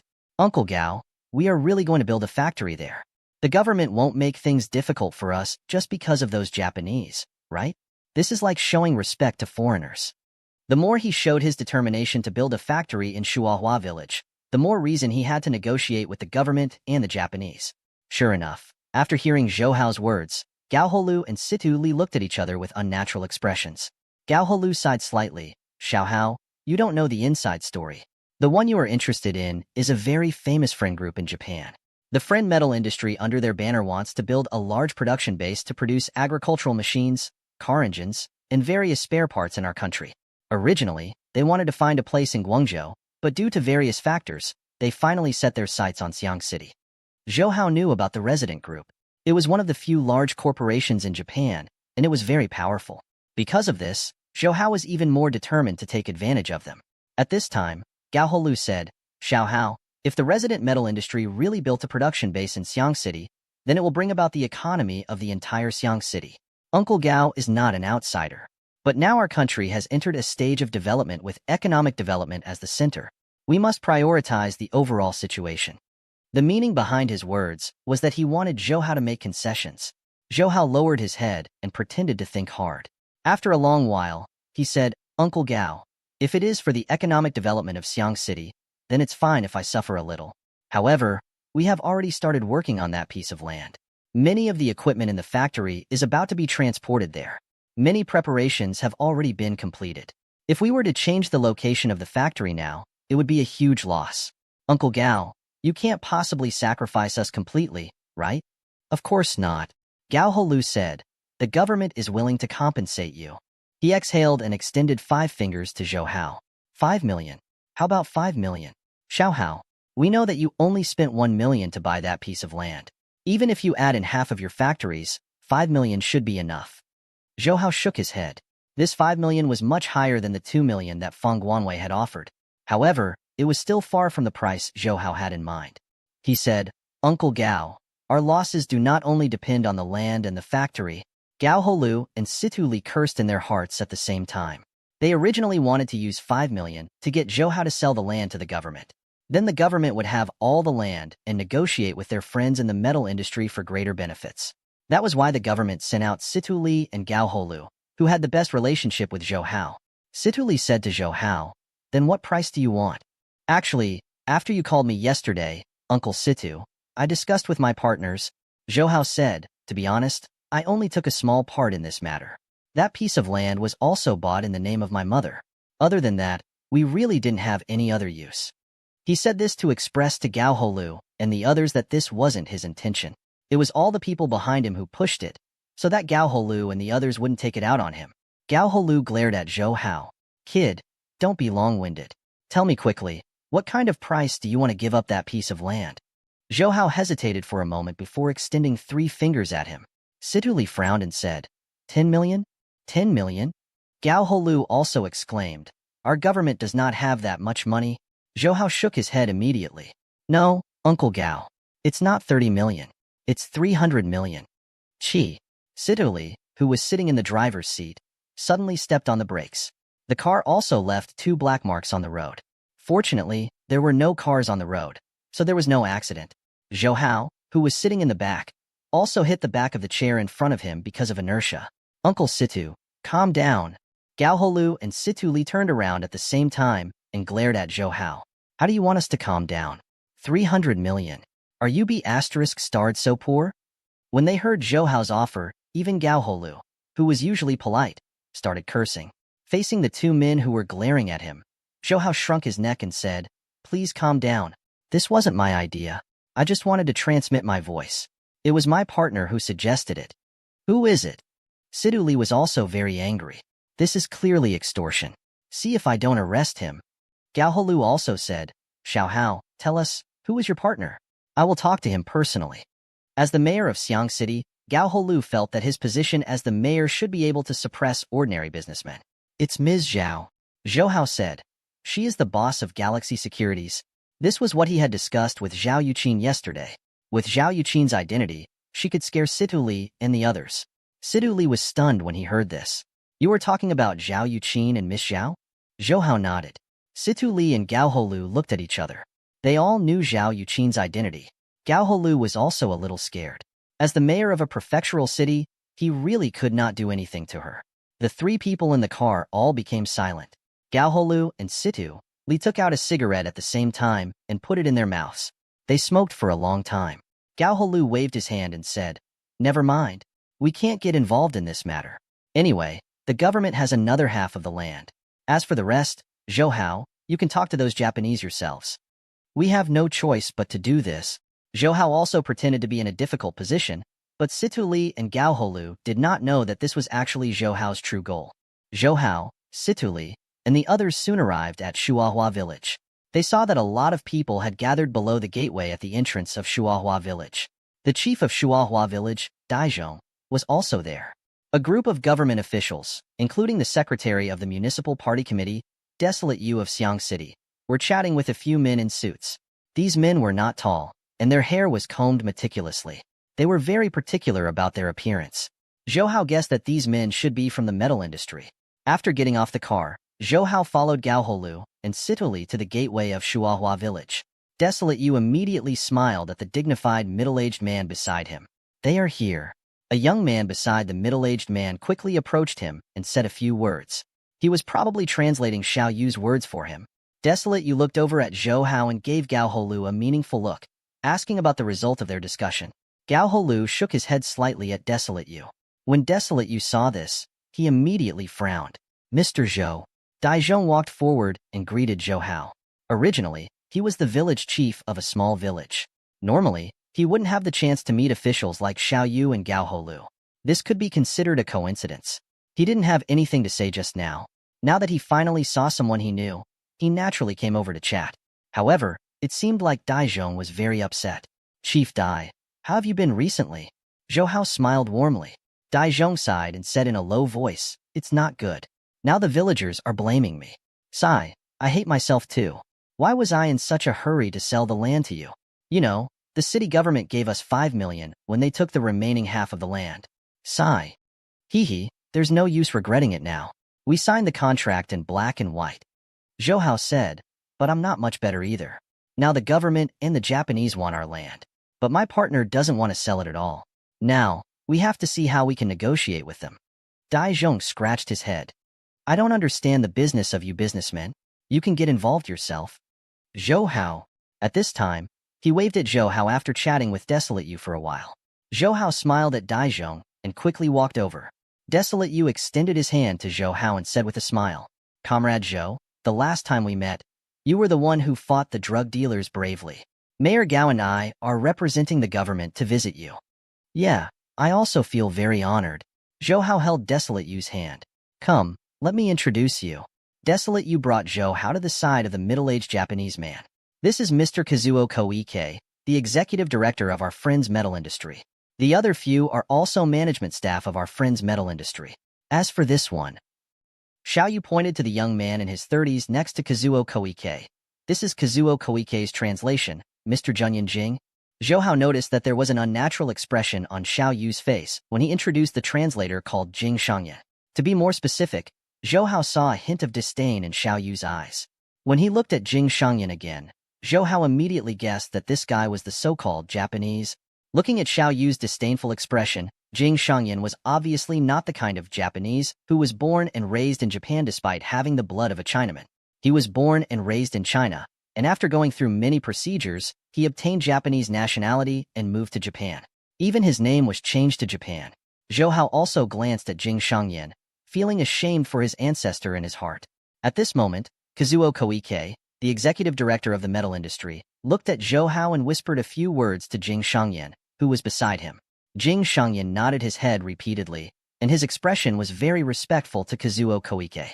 Then, he said to Zhou Hao in a very pure national language, "Mr. Xiaoqi asked if you are the owner of that piece of land." He pointed at the land with the outer walls of a few factories and showed a proud expression to Zhou Hao.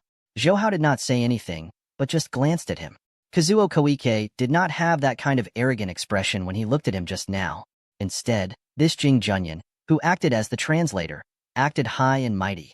He was a typical example of a fox exploiting the tiger's might. After passing Jing Junyan, Zhou Hao said to Kazuo Koike, "I heard that in Japan, many successful businessmen and employees of large enterprises speak English.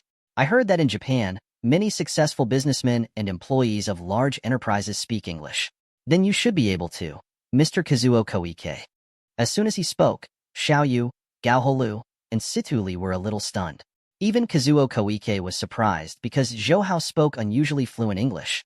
In his previous life, in order to increase his ability to compete, Zhou Hao not only passed the 4th level of English exam, but also passed the 6th level exam. Later on, when working in Yellowstone, he also painstakingly cultivated English because of business needs.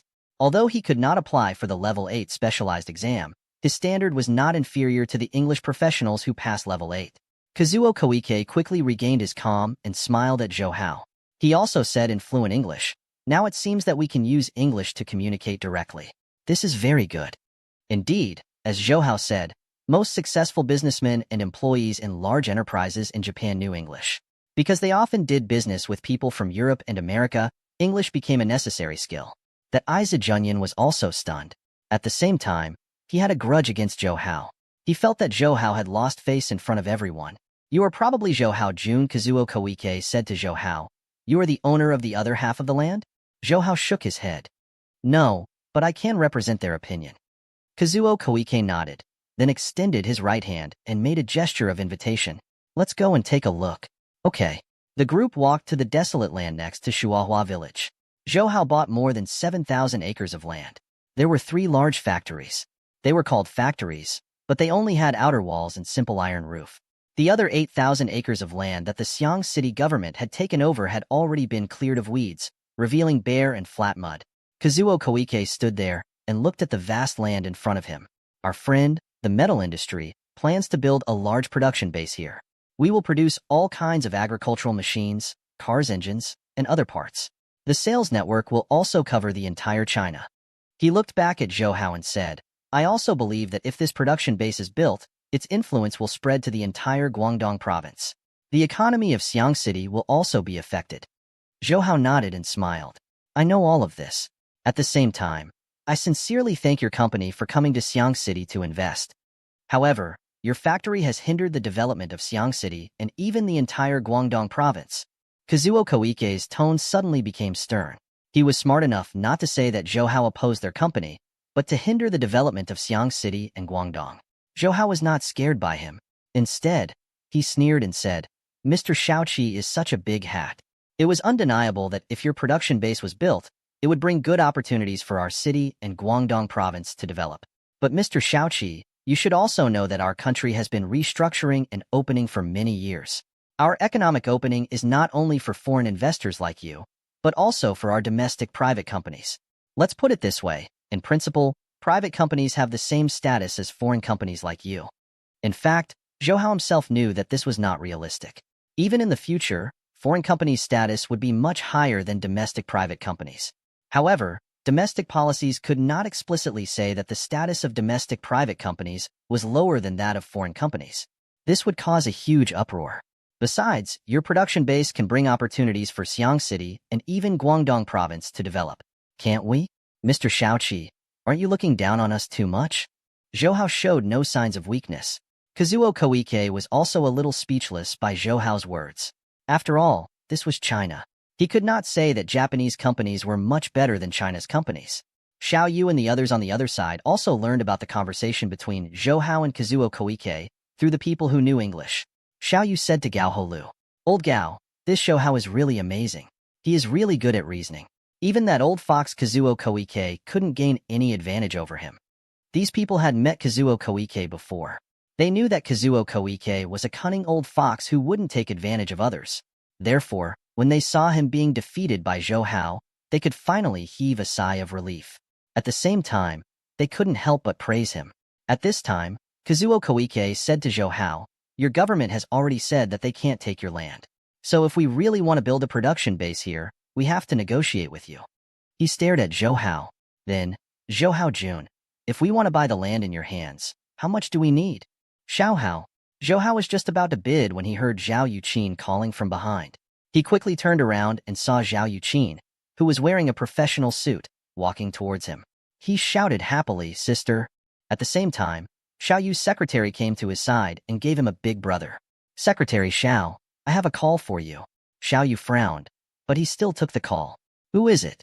Don't you know I'm receiving foreign businessmen? His secretary hurriedly said. I told him. But that person, he said that he is Zhao Dingzhou from Guangzhou military region. Zhao Ding? General Zhao? Xiao Yu was shocked. Mr. Qi, excuse me for a moment. Zhou Hao said to Kazuo Koike, and went to greet Zhao Yuqin.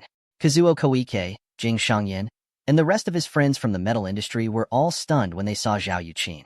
They were amazed by the beauty who suddenly appeared. Jing Shangyan even heard Kazuo Koike mumbling in Japanese, "Oh my god, there is such a beautiful woman in the world. She is so beautiful." Back when he went to study in Tokyo, it was all thanks to Kazuo Koike's help that he was able to obtain Japanese nationality. Later on, the metal industry decided to invade China and needed people who were familiar with the situation in China. Therefore, under Kazuo Koike's guidance, Jing Shangyan went to the friend metal industry as a translator. Therefore, Jing Shangyan did everything in his power to please Kazuo Koike. He knew that Kazuo Koike had just divorced 2 years ago. Although Kazuo Koike was already in his 40s, like other successful businessmen, he was still very passionate about women. Kazuo Koike would never let go of any of the beautiful female employees in the company, or any of the female actresses who were eager to make a name for themselves. However, he had never seen Kazuo Koike react in such a way to a woman like today. Looking at the mature and beautiful Zhao Yuqin, Jing Shangyan's heart secretly skipped a beat. Zhou Hao excitedly came to Zhao Yuqin's side and held her hands as he said, "Sister, why did you come so late?" Zhao Yuqin faintly looked at him. "It was all for you. I went to inquire about the situation of those Japanese people." She looked at Kazuo Koike and the others on the other side. Kazuo Koike immediately smiled and nodded at her. Zhao Yuqin said, "This time, I want to invest in our friend's metal industry in Xiang City. This company is very famous in Japan. It is one of the 3 core companies under our friend's company. It has the title of Friend's Family." Zhou Hao nodded. "Yes, I already know about this. This time, they want to build a production base and want to enter the domestic agricultural and generator market." Zhao Yuqin said, "I have already inquired about it. Their investment this time is as high as tens of billions of RMB. In order to cooperate with them, the provincial government also agreed. If they really implement the investment plan, then the province will build a highway here in Xiang City." An investment of tens of billions. Zhou Hao could not help but sigh when he heard that. No wonder even the province values it so much. Zhao Yuqin smiled and said, "I heard that they really want the land of Shuahua village. Because there was enough space here, the price of land was not as high as Guangzhou. Moreover, Xiang City was adjacent to Guangzhou, so it had a lot of potential for development. Also, because the Toyota Automotive Group and Japanese Automotive Group had spread the news that they were going to enter the domestic market, the metal industry in the residential area was in a hurry to set up a foothold in the country. Now, they are determined to get this land." Zhou Hao also smiled. "In that case, this piece of land will have a good price." Reaching out her finger and pointing at Zhou Hao's nose, Zhao Yuqin said, "You are not only like a fish in the water in the stock market, even a piece of land can become a treasure land coveted by everyone." After a pause, she said again, "In order to let you have more chips in your hands, I have asked my brother for help." "Mr. Zhao?" Zhou Hao was also puzzled. "I asked him to come forward and say that this piece of land is an investment by the military to build a factory." Zhao Yuqin said, "Aren't they going to produce your black jade ointment now? Although their military has their own medicine production line, if the military wants to build a factory, others can't say anything." When Zhou Hao heard this, he was also overjoyed. With Zhao Dingzhou taking care of it, no matter if it was the Xiang City government or the Japanese, they would not doubt the value of this factory. Zhou Hao's words became even more forceful. He did not expect Zhao Yuqin to do this quietly. Zhou Hao was touched and excited. If it were not for the people around him, he really wanted to hug Zhao Yuqin and kiss her.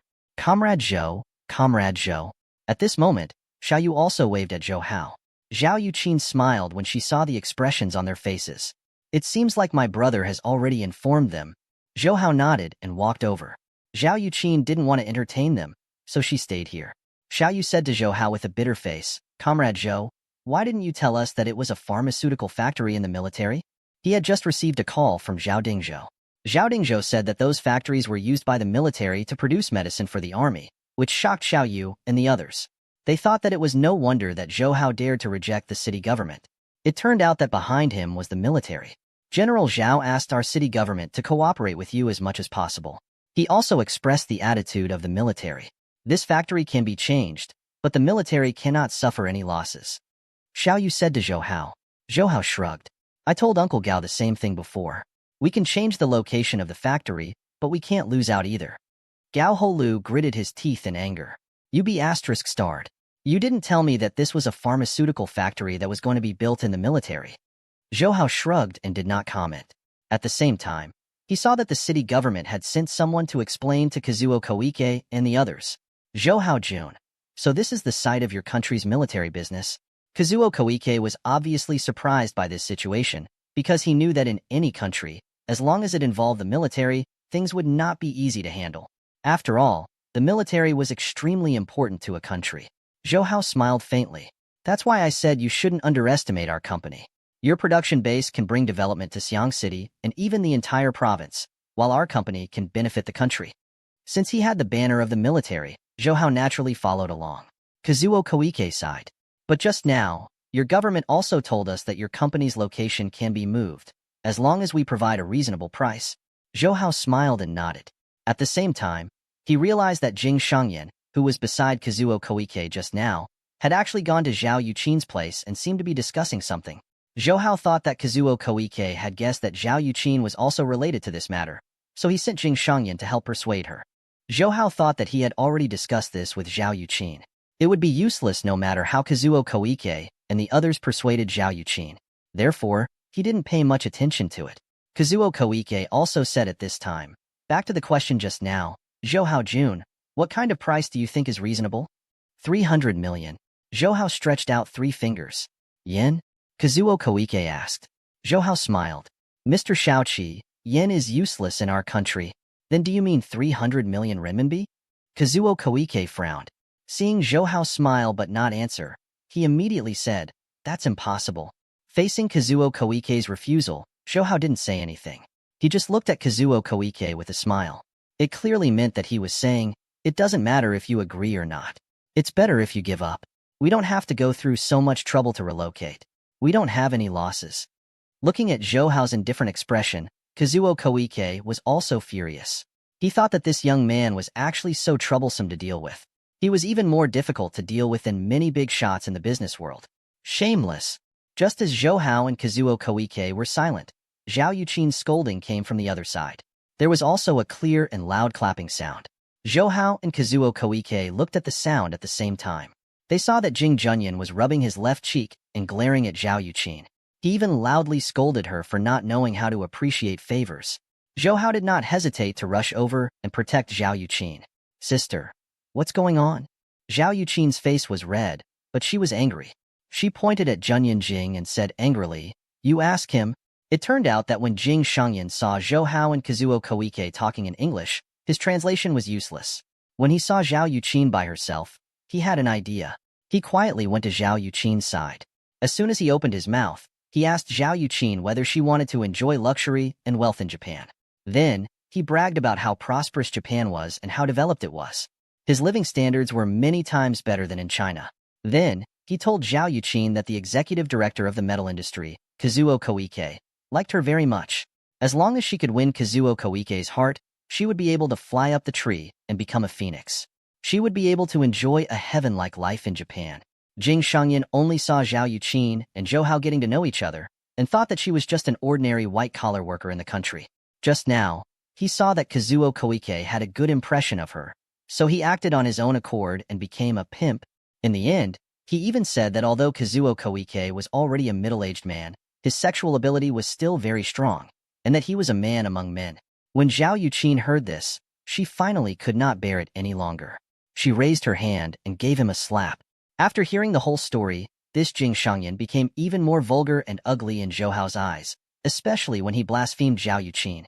This had definitely violated Zhou Hao's reverse scale. Zhou Hao slapped Jing Shangyan without saying anything. His strength was much greater than Zhao Yuqin's. He directly slapped Jing Shangyan to the ground and spat out 2 teeth. Zhou Hao cursed angrily. F***CKU traitor. You dragged a pimp onto your own people. You don't deserve to be a Chinaman. Zhou Hao Jun, what's going on? Kazuo Koike and the others also rushed over. Seeing Zhou Hao so angry, they quickly asked. When the higher-ups of the metal industry saw Zhou Hao beating up their own company's translator, they also expressed their dissatisfaction. Zhou Hao had already determined that Jing Shangyan was sent by Kazuo Koike. He thought to himself that this Japanese actually dared to have designs on his woman. So he said coldly, "Kazuo Koike, we won't sell this land anymore. You should find another place." After saying that, he held Zhao Yuqin's hand and left, leaving Kazuo Koike, Xiao Yu and the others dumbfounded.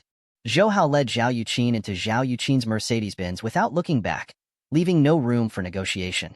It made both Xiao Yu and Kazuo Koike dumbstruck. It took them a long time to regain their senses. Kazuo Koike knew that Zhou Hao was so angry just now and changed his mind at the last minute. The reason was because of Jing Junyan. Therefore, Kazuo Koike immediately questioned Jing Shangyan. "Jing Shangyan, what is going on?" Jing Shangyan timidly looked at the angry Kazuo Koike. He mumbled the whole story, and in the end, said with grievance, "I saw that Mr. Shaoqi had a good impression of that woman, so I came over to ask. I didn't know that she didn't know how to appreciate favors." "You." Kazuo Koike was furious when he heard that. He raised his hand and slapped him. At the same time, he scolded, "I do like that woman, but how can she be more important than our company? Do you know how much the company wants to invest this time?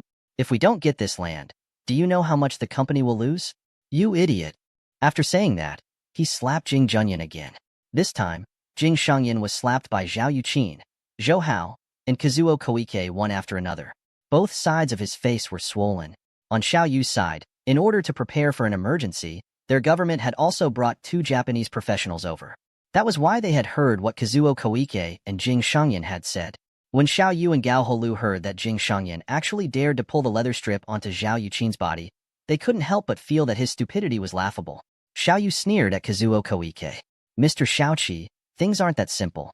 Do you know who that young lady was just now?" Kazuo Koike was stunned for a moment. He subconsciously felt that something was not right, so he quickly asked for guidance from Xiao Yu. "Secretary Xiao, who was that young lady just now?" Xiao Yu also felt that it was necessary to remind this Japanese merchant.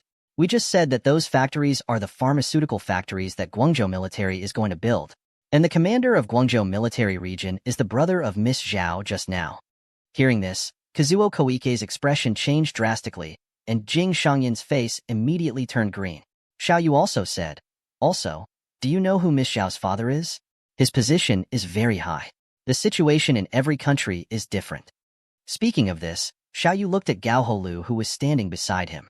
After listening to the explanation of Desolate Yu and Gao Holu, Kazuo Koike sucked in a breath of cold air. Only now did he know who he had offended. Thinking of this, he hastily turned to Xiao Yu and Gao Holu and said, "Both of you, you must help us. If both of you are willing to help us, I will definitely repay you handsomely." Desolate Yu and Gao Holu exchanged a glance, but they shook their heads at the same time. Xiao Yu said, "It's not that we aren't willing to help. Actually, if your production base is successful, it will be very beneficial to us. However, you have to know that not to mention Miss Zhao's father, even Miss Zhao's elder brother, General Zhao, is not someone we can meet just because we want to. Regarding this, we really can't do anything about it. I think, Mr. Shaoqi, you should go and find Zhou Hao and the others." At this point, Kazuo Koike could only do this. When he saw Jing Junyan, the anger in his heart rose again. He scolded loudly, "Jing Junyan, you are fired. Also, I think it is not suitable to be a Japanese citizen anymore. I will propose to the Japan State Administration to cancel your visa." When Isa Junyan heard this, he was like a bolt out of the blue. He immediately knelt in front of Kazuo Koike and hugged his leg as he cried, "Mr. Shaoqi, don't do this. You can't do this. I want to become a Japanese citizen. I want to be a Japanese citizen. I don't want to be made fun of. Mr. Shaoqi, please." Kazuo Koike kicked him away. "If our investment plan is delayed because of you, not only will you be expelled, you will also be punished." After saying that, he left with the others without even looking at him. "Mr. Little Chi. Mr. Shaoqi. I know I was wrong, Mr. Shaoqi. Please forgive me, Mr. Shaoqi." Jing Junyan cried out in a sorry state. On the other side, Xiao Yu and Gao Holu shook their heads when they saw Jing Shangyan still kneeling on the ground. Xiao Yu said, "Zhou Hao is right. Such a guy doesn't deserve to be a Chinaman." Gao Holu sneered. "He offended Miss Zhao like this. Do you think he will come back to China after being expelled from Japan? I'm afraid he won't even be able to obtain China's nationality. Anyway, he does not like to be a Chinaman. There's no need for us to worry about him." Xiao Yu also smiled. Speaking of which, Zhou Hao and Zhao Yuqin left Shuahua village in their car. Zhao Yuqin saw that the expression on Zhou Hao's face, which was gnashing his teeth in anger, did not change. Instead, she was not angry anymore and even tried to persuade him. All right, don't be angry. That is just a shameless person. We don't need to be angry for him. She said to Zhou Hao, you really don't want to sell that piece of land? Not for sale. Not for sale. Zhou Hao waved his hand. Who asked them to have designs on my sister? But if that piece of land was sold to them, it would be 300 million. Zhao Yuqin smiled. Zhou Hao answered without hesitation, not to mention 300 million. Even if it is 3 billion, it will not be sold. Seeing Zhou Hao so angry for her, Zhao Yuqin was very touched. She felt sweet in her heart. Because Zhou Hao's subtext was that she was more important to him than 30 billion. Zhao Yuqin twisted Zhou Hao's ear. You said you don't want to sell it, so you don't want to sell it? In order to help you, my brother even came forward. Also, if you can't earn money, how? How are you going to support me in the future? I don't want to live a poor life with you. As she finished speaking, her face turned completely red. Zhou Hao was also stunned by Zhao Yuqin's charming manner. He smiled and said, Sister, if you want to sell it, then sell it. However, even if we don't say anything, that Japanese will definitely not give up. Just wait. He will come to us very soon. At that time, he'll be the one begging us. When they arrived at Zhou Hao's building, Zhou Hao said to Zhao Yuqin, do you want to go up and sit for a while? Zhao Yuqin was a little tempted, but she still shook her head. No, there are still things that need to be dealt with. Zhou Hao was a little disappointed. Then before you leave, you have to give me a gold wave before you leave. I really can't do anything to you. Zhao Yuqin looked around and saw that there was no one outside. She quickly went over and kissed Zhou Hao on the corner of his mouth before Zhou Hao got out of the car with satisfaction. Just as Zhou Hao walked towards the main door of the house downstairs, a white van suddenly rushed over from the left and stopped behind Zhou Hao. The door opened and two big men rushed out of the van to catch Zhou Hao before returning to the van. The van immediately started moving forward. The whole process took less than 10 seconds. Zhao Yuqin, who was still watching Zhou Hao return, saw the whole process and only reacted after a few seconds. At this time, the van had already rushed to the intersection and was about to turn to the right. Zhao Yuqin stepped on the accelerator, and the car also rushed out like an arrow leaving the bow. But just as they left the intersection, a woman carrying a child came out from the side. Zhao Yuqin reacted in time and immediately stepped on the brakes. The car skidded for more than a meter before stopping. The front of the car just happened to hit the woman's foot. The woman was completely shocked. She stood there and did not know how to react. On the contrary, the child in her arms did not know what happened and even made a face at Zhao Yuqin, who was in the car. Zhao Yuqin was anxious for Zhou Hao in her heart and repeatedly pressed the horn twice. Only then did the woman come back to her senses and walked away while cursing at Zhao Yuqin, who was in the car. Zhao Yuqin was also in the mood to argue with her. She immediately drove out of the intersection, but the white van was already nowhere to be seen. Furthermore, on Zhou Hao's side, in fact, before the van appeared, Zhou Hao's intuition already sensed danger. With his skills, resisting this kind of kidnapping was as easy as flipping his hand. However, he didn't do that. Instead, he pretended that he didn't know anything and let these people catch him on purpose. Because instead of being in the open to guard against these people's hidden arrows, he might as well kill them all right now. When they were caught in the car, Zhou Hao saw that there were 4 of them. 2 of them were sitting in front of him, while the other 2 were tall and strong. They were the ones who had rushed out to catch him earlier, and now they were sitting on either side of him, one on the left and the other on the right. Zhou Hao didn't say anything. He didn't ask why these people wanted to catch him. He seemed very calm, which surprised them. Not long after, the big brother in Zhou Hao's bag rang. The 2 men beside him immediately became alert. Zhou Hao also quickly raised his hands and smiled at them. Don't worry, big brother is in my bag. Please go ahead. The 2 men looked at each other. One of them reached into Zhou Hao's arms and took out the big brother. What was he talking about? Without saying anything, he threw it out of the window. Zhou Hao smiled bitterly. That phone is very expensive. Actually, he knew that it must have been Zhao Yuqin who called him. He also knew that she must be very worried now, but in order to get rid of these people once and for all, he could only say in his heart, Sister, don't worry. Xiao Hao will be fine. Looking at the 2 people sitting in front of him, Zhou Hao said with a faint smile, I didn't think that there would be a day when I would also be kidnapped. It was Feng Guanwei who sent you here, right? He had been thinking about it in his heart just now. The 2 people who were most likely to harm him were Feng Guanwei and Fan Liza. As expected, After the man in the passenger seat heard Zhou Hao's words, his expression changed.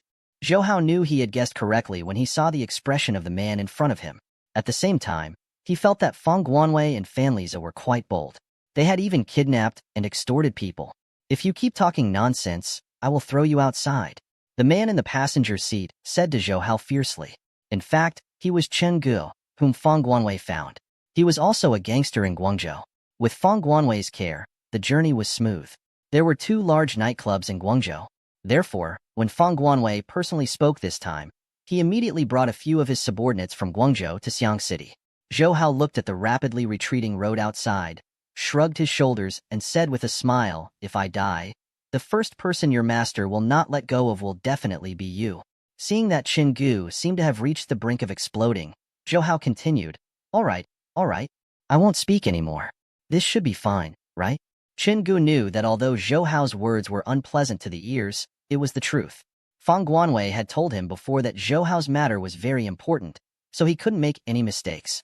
Chen Gu also knew that the reason why he had today's glory was all because of Feng Guanwei's management. If he angered Feng Guanwei, destroying him would be as easy as pinching an ant to death. The car soon arrived at a rented house. Zhou Hao was also being held captive by the 2 burly men. The 2 big men carried Zhou Hao into one of the rooms on the 3rd floor. They pressed Zhou Hao on a chair and used handcuffs to lock Zhou Hao's hands behind his back. Chen Gu went outside and dialed Feng Guanwei's number. "Young Master Feng, the matter is settled."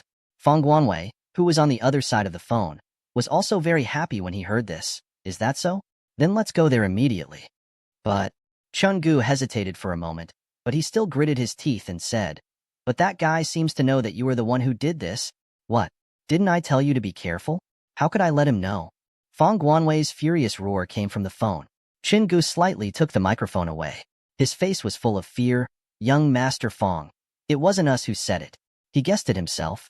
On the other side, Feng Guanwei was silent for a moment. Then, Chen Gu faintly heard Feng Guanwei talking to himself. "After the big deal is done, we will do it. Once it's done, everything will be settled." Chen Gu wasn't surprised by Feng Guanwei's words, because he had helped Feng Guanwei do such a thing before. It wasn't like he had never done such a thing before. Both of his hands had long been stained with blood. Feng Guanwei was in Xiang City, so he came here very quickly. In less than 10 minutes, he arrived downstairs. Surrounded by Chen Gu and the others, he arrogantly walked into the room where Zhou Hao was kept under house arrest. Since Zhou Hao had already guessed that this matter was his doing, he might as well not hide it. When he saw Zhou Hao sitting on the chair with his hands clasped behind his back, he sneered. "Mr. Zhou, we meet again." Zhou Hao also smiled. He did not panic at all when he was being held hostage. "I didn't expect you to be so capable." When he saw that only Feng Guanwei had come, but Fan Lize was nowhere to be seen, he couldn't help but feel a little strange, so he asked, "Why are you the only one here?"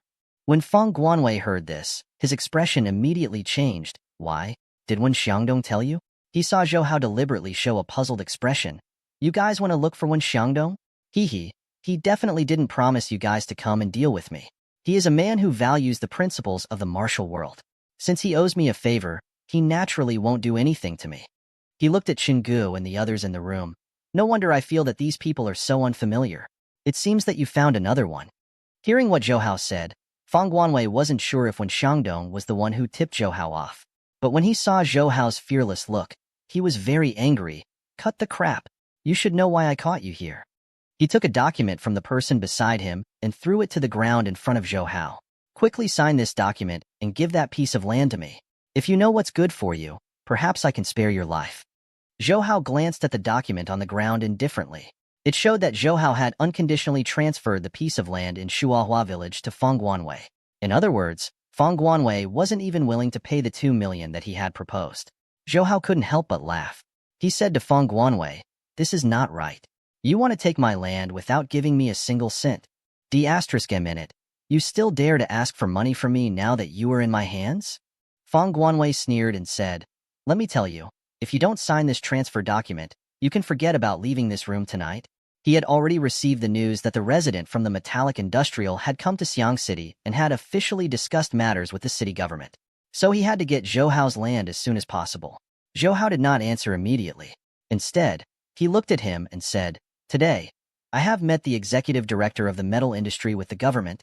When Feng Guanwei heard this, his expression immediately became anxious. You have signed a contract with the Japanese? If Zhou Hao had already signed a contract with the Friends metal industry, then his efforts would have been in vain. Zhou Hao shook his head. Not yet. But do you know how much I charge the Japanese? Before Fong Guan could say anything, Zhou Hao said, 300 million. I'll ask them for 300 million. 300 million? Fong Guanwei was also shocked by Zhou Hao's appetite. He could not help but say, I didn't expect you to be even more ruthless than me.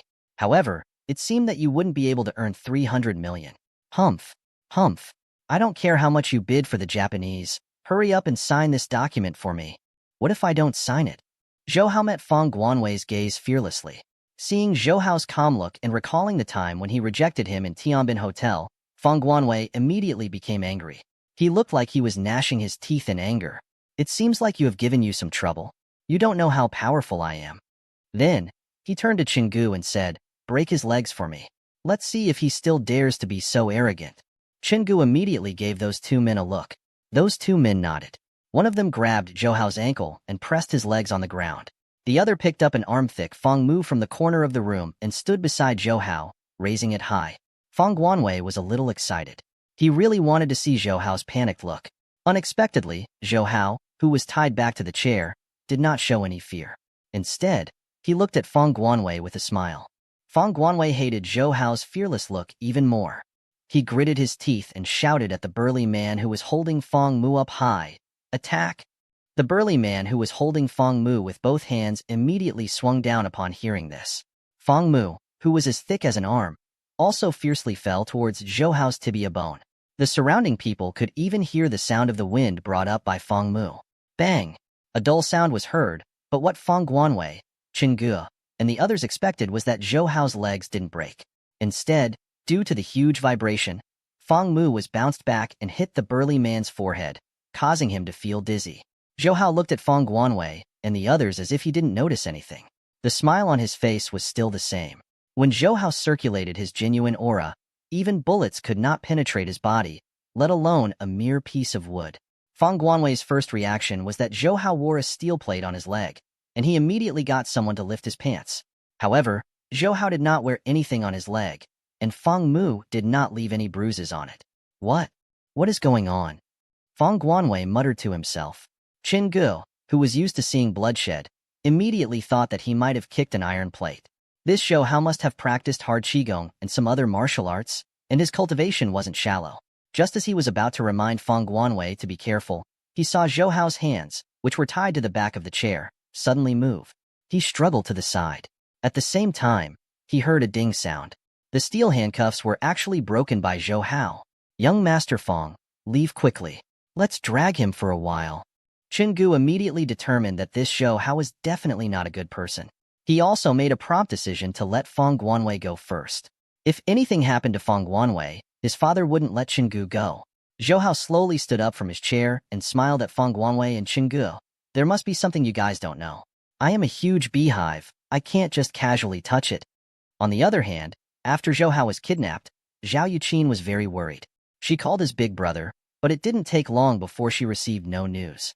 This made her even more nervous. She immediately called Zhao Dingzhou's brother. Zhou Hao was kidnapped. Zhao Dingzhou was currently in the military area discussing the black jade ointment with Shi Buzhong and the other medical experts. After repeated experiments, the black jade ointment's effect was very good, especially when it came to treating external injuries. It was better than authentic Yunnan Baiyao powders and American special hemostatic agent. This also attracted the attention of the central government. The old man from the Zhao family also asked Zhao Dingzhou to send the relevant research report. After discussion, the Central Military Commission also felt that black jade ointments could greatly reduce the mortality rate of soldiers on the battlefield. They asked Zhao Dingzhou to preside over the relevant matters and set up the production line as soon as possible so that the black jade ointment could be distributed to the army. The black jade ointments made Zhao Dingzhou show his face in the center. The old man from the Zhao family, who treated his son very strictly, also praised him. When he found out that the black jade ointment's prescription was provided by Zhou Hao, he ordered Zhao Dingzhou to protect Zhou Hao well. At this moment, Zhao Yuqin called to tell him that Zhou Hao had been kidnapped. Zhao Dingzhou was as nervous as Zhao Yuqin, but the first thing he suspected was that some hostile force had found out that Zhou Hao had provided the black jade ointment's prescription to the military and wanted to harm Zhou Hao. What Zhao Dingzhou was most worried about was that the enemy force would obtain the highly confidential black jade ointment medicinal formula. Yuqin, don't worry. I will send someone to meet up with you immediately. No, I will go personally, Zhao Dingzhou said on the phone. After Zhao Yuqin put down the phone, she did not have the patience to wait for Zhao Dingzhou to come over. She thought about what happened in Fragrance City. The police might not know about it, but the people in the underworld must be well informed. So she immediately went to find Wen Xiangdong. Zhao Yuqin drove to Emotion City. Since it was still daytime, there were fewer guests in the city. Zhao Yuqin had never been here before. When the two female consultants at the door saw her, they were also shocked by her beauty. They felt a little ashamed in their hearts, but they did not forget to diligently ask her, "Miss, may I ask if there is anything I can help you with?" Zhao Yuqin did not beat around the bush and directly said, "Take me to see Wen Xiangdong, boss." The two female consultants looked at each other.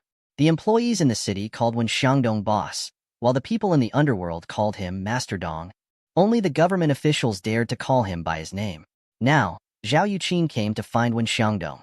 They all thought that Zhao Yuqin was Wen Xiangdong's lover and came to find him because she had a conflict. And even if it was Wen Xiangdong's lover, they did not dare to offend him. So they quickly went in to inform Wen Xiangdong. At this time, Wen Xiangdong was in the office looking at the accounts of Emotion City when he suddenly heard a very beautiful woman come looking for him. His first reaction was that she thought his lover had come, so he immediately asked someone to invite her up. When he saw that it was Zhao Yuqin who came in, Wen Xiangdong was greatly shocked. He hurriedly jumped up from the chair and smiled at Zhao Yuqin. "Miss Zhao, why are you here too? This humble home is honored. This humble home is honored." At the same time, he was secretly mocking himself in his heart. If he could have such a mistress, then it would be a blessing that he had accumulated for 10 lifetimes. In fact, Zhao Yuqin was quite familiar with Wen Xiangdong, because Wen Xiangdong had also bought shares from her Galaxy Securities and earned a lot of money. Immediately, she asked Wen Xiangdong, "Mr. Wen, do you know who came to Xiang City to do business these few days?" The business she mentioned was referring to illegal activities. Wen Xiangdong quickly said, "Business? I didn't receive any news. Miss Zhao, what happened? Can I help?" Zhao Yuqin also told the truth. Just now, two vans kidnapped Xiao Hao. Wen Xiangdong was also shocked when he heard that, and immediately thought of Feng Guanwei and Fan Liza. He suspiciously said to himself, "Could it be them?" "Who? Do you know who they are?" Zhao Yuqin quickly asked. "I am not sure if it is them," Wen Xiangdong said, "but 2 days ago, Fan Liza brought a person called Feng Guanwei to find me. He asked me to help him deal with a person. That person is Xiao Hao. I did not agree with them. Later on, he also reminded Xiao Hao to be careful. Oh right, that Feng Guanwei's father seems to be the chairman of the Guangzhou's political consultant. It's them?" Zhao Yuqin also felt strange. Why do they want to deal with Xiao Hao? Because she was very clear about the interpersonal networks of the various governments in the province. Needless to say about Fan Liza, Zhao Yuqin also knew about Feng Guanwei. However, they did not have much of a relationship. On the contrary, because of their business relationship in the past, she had cooperated with Feng Guanwei's father a few more times. When Xiangdong said to Zhao Yuqin, they said Xiao Hao stole their business, so they wanted to teach him a lesson. Zhao Yuqin didn't know what business Xiao Hao stole from them, but since there was a suspect now, she did not delay any longer. She immediately called Zhao Dingzhou, "Brother, I heard that the people who kidnapped Xiao Hao are most likely Fan Liza and Feng Guanwei." "It's them?" Zhao Dingzhou was also very puzzled, but if it was really Fan Liza and Feng Guanwei, he felt slightly relieved. Because compared to those hostile forces, Fan Liza and the others were much less threatening. Furthermore, it was impossible for them to know about the prescription. He heard Zhao Yuqin say, "Brother, try to find them, or look for Mayor Fan and Feng Yujian in Guangzhou City. If it really is Fan Liza and the others, I will not let them go." Brother knows. Now the old man and the others also value Xiao Hao very much. If they really touch Xiao Hao, Zhao Yuqin said. "Humph, humph." After putting down the phone, Zhao Yuqin said to Wen Xiangdong, "Mr. Wen, can you help me find Xiao Hao? Because if I look for the police, it would be too flamboyant. It would easily alert those people." When Xiangdong agreed without hesitation, "I'm happy to help." Without further ado, he immediately found his subordinates and did everything he could to find Zhou Hao's whereabouts as soon as possible. Moreover, he could not publicize it. On the other hand, Zhao Dingzhou immediately contacted Fan Liza's father, Fan Yiming. As the mayor of the provincial capital, the power behind Fan Yiming could not be underestimated. Therefore, Zhao Dingzhou did not plan to do anything big to him. He just wanted to teach him a lesson. As far as Fang Jian was concerned, his backing was much weaker.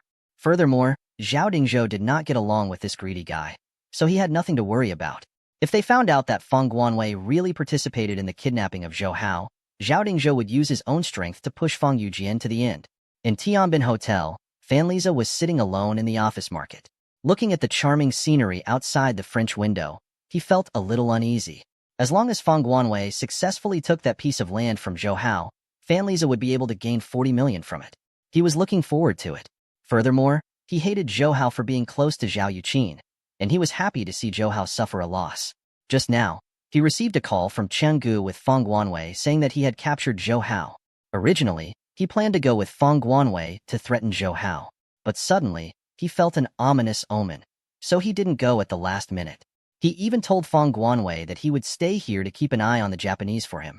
In fact, Fan Liza didn't want to be completely trapped. Even if something happened, it would give him a chance to turn the situation around. I wonder if Feng Guanwei has gotten that piece of land, he muttered to himself. At this moment, the phone on the desk rang, giving him a slight scare. He picked it up and picked it up.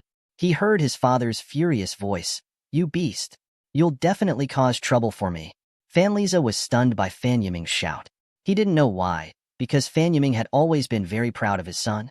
Although Fan Liza had no intention of becoming an official, his business skills were not bad. With Fan Yiming's ability, it could be said to be a smooth sailing in the business world. Fan Yiming had never scolded him so harshly before, so Fan Liza immediately thought of what might have happened. So he quickly asked, "Dad, don't be angry. What exactly happened?" Fan Yiming didn't show any signs of calming down. "You still want me to not be angry? Tell me, did you collaborate with that brat from the Feng family to kidnap a person called Zhou Hao?" Fan Liza's heart skipped a beat, but he didn't dare hide it from Fan Yiming. There was such a thing, because that Zhou Hao stole Feng Guanwei's business. Feng Guanwei asked me for help and promised to give me 40 million when the time comes. He paused for a moment. He probed, "Dad, how did you know about this? Could it be that there's someone above Zhou Hao?" "There's someone," Fan Yiming sighed. "Why didn't you investigate the background of that Zhou Hao before this?" Do you know who is on top of him?" "It's Zhao Dingzhou. Zhao Dingzhou called me personally and told me that I have a good son." As the mayor of the provincial capital, Fan Yiming was a deputy provincial official. He was also the provincial party committee's regulatory committee. Although Zhao Dingzhou said that he was a general, however, the two of them had different systems, and the circle of influence they belonged to was also different. Therefore, Fan Yiming normally did not fear him. However, even though he wasn't afraid, he believed that no one would want to provoke a powerful enemy for no reason. If Zhao Dingzhou was serious, it would lead to the competition between the two factions. In order to maintain a balance, it was hard to guarantee that the people above Fan Yiming would not abandon their soldiers to protect the commander and sacrifice him. When Fan Liza heard that Zhao Dingzhou had personally come forward to stand up for Zhou Hao, he was even more shocked in his heart. He originally thought that Zhou Hao and Zhao Yuqin's relationship was only slightly better than ordinary friends. But now that Zhao Dingzhou had stood up for Zhou Hao, it meant that Zhou Hao's relationship with the Zhao family had become closer. Fan Yiming said on the phone again, "The Feng family is finished. Feng Youjian's superior doesn't want to offend Zhao Dingzhou and has already decided to give up on Feng Yujian. That son of his won't have a good end either." Fan Liza sucked in a breath of cold air. He never thought that Zhao Dingzhou would not hesitate to get rid of Feng Yujian for the sake of Zhou Hao. However, from Fan Yiming's words, it seemed like there was still room for negotiation in his own family. Thus, he said, "Dad, you don't have to worry. These things were all handled by Feng Guanwei. As long as I don't admit it, they can't say anything." Fan Yiming said, "Not only that, you should go and find Zhao Yuqin now and help her find Zhou Hao. This way, I can explain to Zhao Dingzhou. Also, stop that brat from the Feng family immediately. You better hope that Zhou Hao is fine, or else I won't spare you." After hanging up the phone, Fan Liza gasped for air. After a while, he cursed, "D****. He swept all the things on the table to the ground, but he quickly calmed himself down and quickly called Feng Guanwei. However, after 2 minutes, no one picked up the phone. Fan Liza cursed to himself. "It's all that B****'s fault. This time, he also dragged me into this mess." So he turned to call Zhao Yuqin. Zhao Yuqin saw that it was Fan Liza's call and scolded him. "Fan Liza, you are so bold. You also dare to touch my people." When he heard Zhao Yuqin say that Zhou Hao was her person, the jealousy in Fan Liza's heart was not to be mentioned. He said in a good voice, "Yuqin, I'm really sorry. I didn't know that the person Feng Guanwei that B***** wanted to deal with was Zhou Hao. I will go with you to find him now, okay? Actually, before this, Zhao Dingzhou had already told Zhao Yuqin that Fang Jian had already been dealt with. Fan Yiming had also promised to cooperate with them. Zhao Yuqin also knew that this was the best outcome. So even though she hated Fan Liza very much, in order to find Zhou Hao as soon as possible, she could only suppress her anger. In that rented house, Fang Guanwei and Qin Gu were shocked when they saw Zhou Hao open those steel handcuffs with his bare hands. Zhou Hao stood up from his chair and sneered at Fang Guanwei and Qin Gu. There's something you guys definitely don't know. I am a huge beehive. I can't just casually touch it.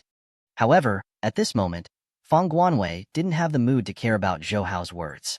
He only felt that Zhou Hao was an extremely dangerous person, and he was also in a hurry to escape from this place. Qin Gu also realized that Zhou Hao might be one of those legendary strong martial artists.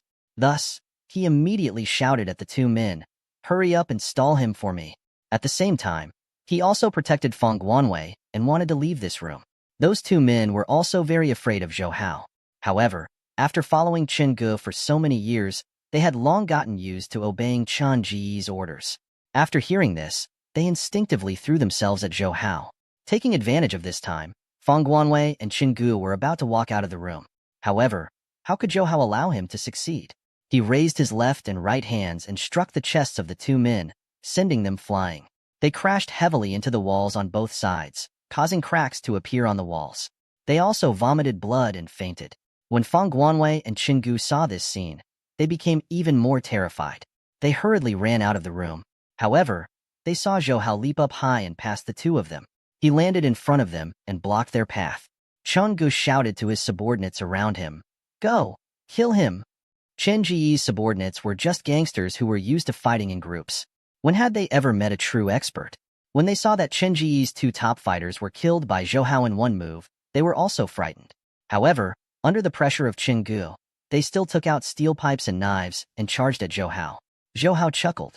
He stepped forward with his right foot and broke into the crowd. With a wave of his hands, he snatched all their steel pipes and knives, putting on an exciting scene where he stabbed them with his bare hands.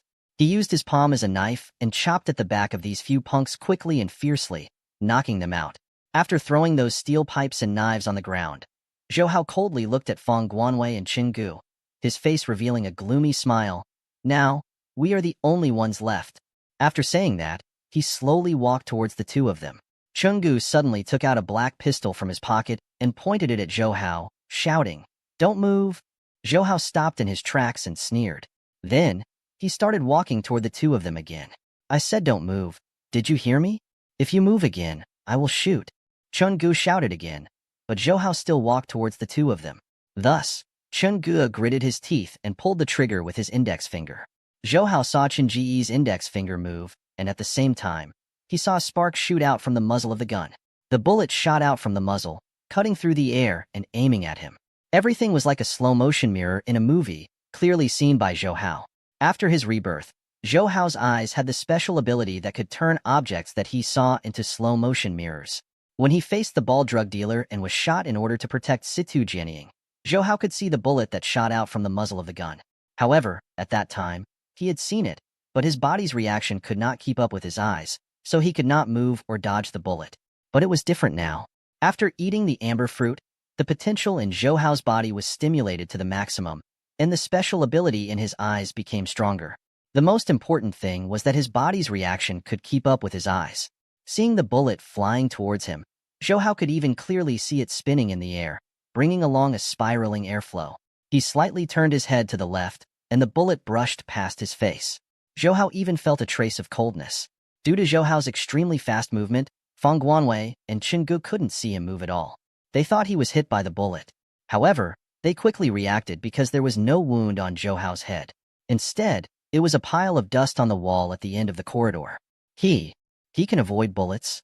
Is he a human or a ghost? Fang Guanwei said with a trembling voice. He felt that the smile on Zhou Hao's face was getting more and more sinister. Chen Jiyi's right hand, which was holding the gun, was also shaking slightly. He had heard before that those true martial arts masters could judge the direction of the bullet based on the movements of their enemy's hands and achieve the goal of avoiding the bullet. He thought that Zhou Hao did the same. In fact, although Zhou Hao could also use this method to avoid the bullet's attack, Qin Gu never expected Zhou Hao to be able to see the trajectory and movement of the bullet. Die. Go to hell. Driven by fear, Chenggu fired a few more shots, but Zhou Hao managed to dodge all of them. Chenggu lost his rationality and kept shooting. At the same time, he shouted, Die. Why didn't you die? Why don't you die? Very quickly, all his bullets were shot out, but Zhou Hao was still completely unharmed. Chenggu reached his left hand to his waist and took out a magazine, but Zhou Hao didn't give him another chance. He kicked the steel pipe on the ground with the tip of his foot and shot it at Chenggu. With a chi sound, the steel pipe shot into Chen Ji's chest like an arrow. Blood spurted out from the other end of the steel pipe.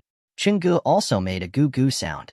His eyes were filled with unwillingness as he fell to the ground. Apart from Fang Guanwei, everyone else was taken care of by Zhou Hao. Fang Guanwei retreated in fear, but there was only one wall left behind. There was no way out. Looking at Zhou Hao, who was getting closer and closer, Fang Guanwei suddenly knelt down on the ground and begged for mercy from Zhou Hao.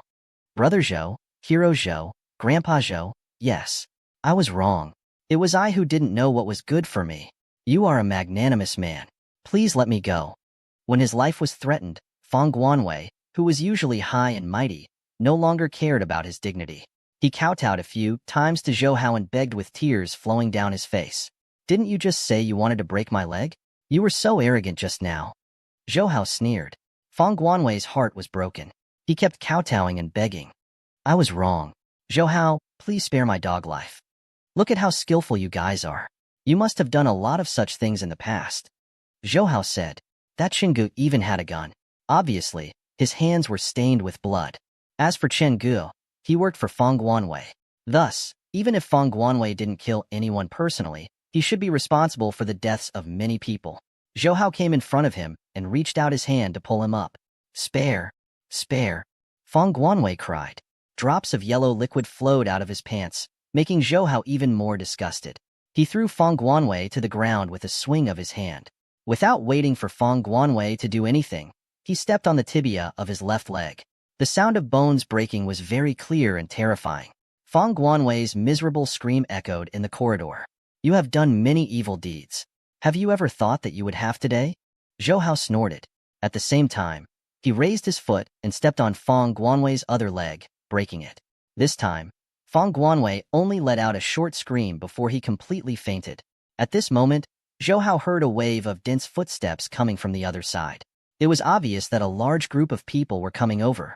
Not long after, a male voice was heard. Young Master Fang, are you in there? I am Fanliza. Then, a figure walked out from the staircase in the corridor. It was Fanliza. When he turned around and walked out of the staircase, Fanliza saw a few men lying unconscious in the corridor. On the other side, Chenggu was lying in a pool of blood. At the end of the corridor, Fang Guanwei was leaning against the wall. Both of his legs were broken. Zhou Hao was also standing there, looking at him coldly. The other person has finally shown up, Zhou Hao said, and was about to walk towards Fanliza. Fanliza soon realized that these people were all defeated by Zhou Hao. He had no time to guess how Zhou Hao could have such good skills.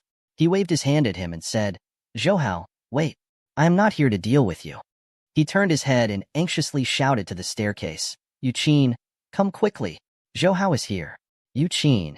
Hearing Fanliza shout Yu Qin, Zhou Hao slowed down his movements. At the same time, a familiar figure also came out of the stairs. When he saw Zhou Hao, he cheered, Xiao Hao. He ran quickly to Zhou Hao. Sister. Zhou Hao also shouted in surprise. He opened his arms and hugged Zhao Yuqin, who had run over. When Xiangdong and his subordinates also came out one after another. When they saw the people lying on the ground, they were very shocked. Especially when Xiangdong saw Fang Guanwei, who had fainted on the other side.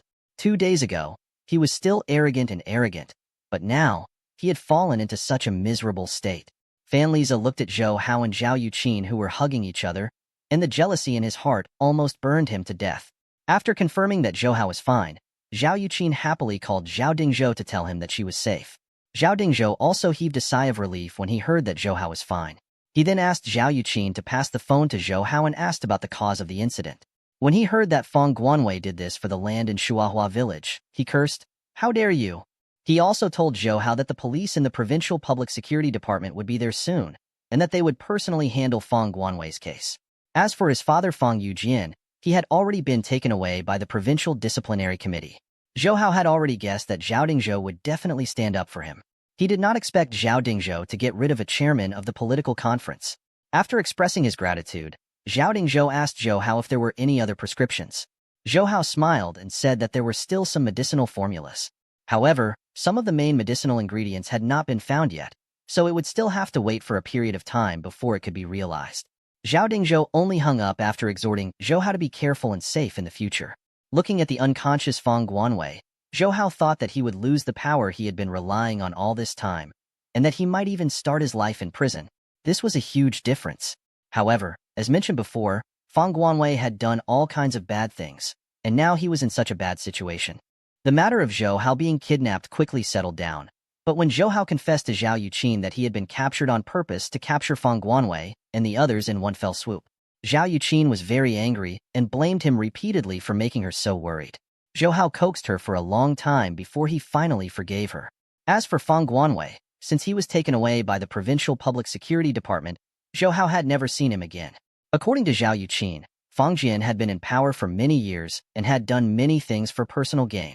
Even Zhao Yuqin had some evidence because she had a few business deals with him, so it did not take much effort to deal with him. The other party was also firm, and it was already the best result to dismiss him. Fang Guanwei was not so lucky. He lost his father's protection. The crimes he had committed in the past were enough for him to shoot him several times. In addition, he had colluded with Changgu, a gang from the underworld.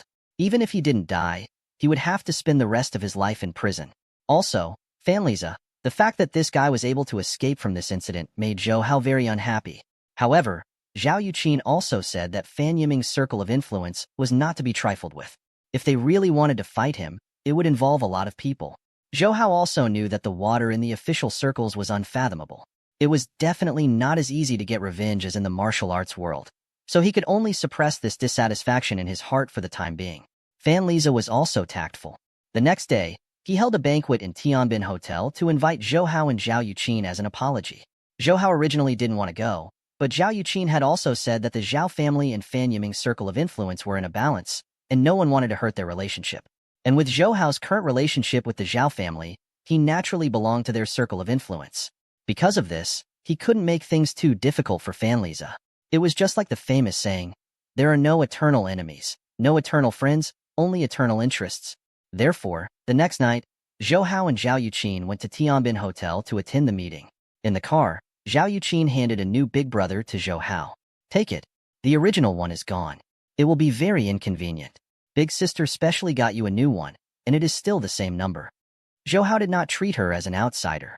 He took the big brother and said, "Thank you, sister, but this thing is really inconvenient to carry on with you. The price is also expensive. It is more than 10,000 and 20,000. Zhao Yuqin glared at him.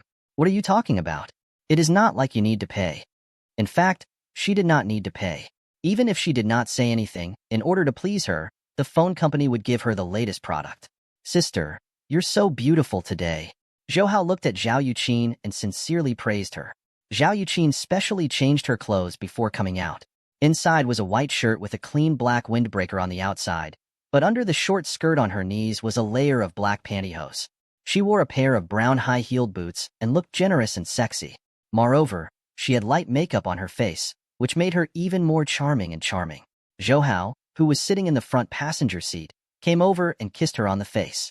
He enjoyed her delicate fragrance. At the same time, he placed his hand on her leg and gently caressed it. Zhao Yuqin's eyes were red because of Zhou Hao. She was reluctant to push him away, so she could only say, "Don't make a fuss, little pervert. We still have to go to the meeting." Zhou Hao also knew that this was not a good time to be intimate, so he lightly bit Zhao Yuqin's lips and put his hand into her windbreaker to pinch the tall jade peak before letting her go. The two of them got out of the car and walked into Tianbin Hotel together. Fan Liza had been waiting for them in the lobby for a long time. When he saw Zhao Yuqin dressed up, he immediately felt amazed. He did not care that she was intimately holding Zhou Hao's arm, but he was also very jealous of Zhou Hao.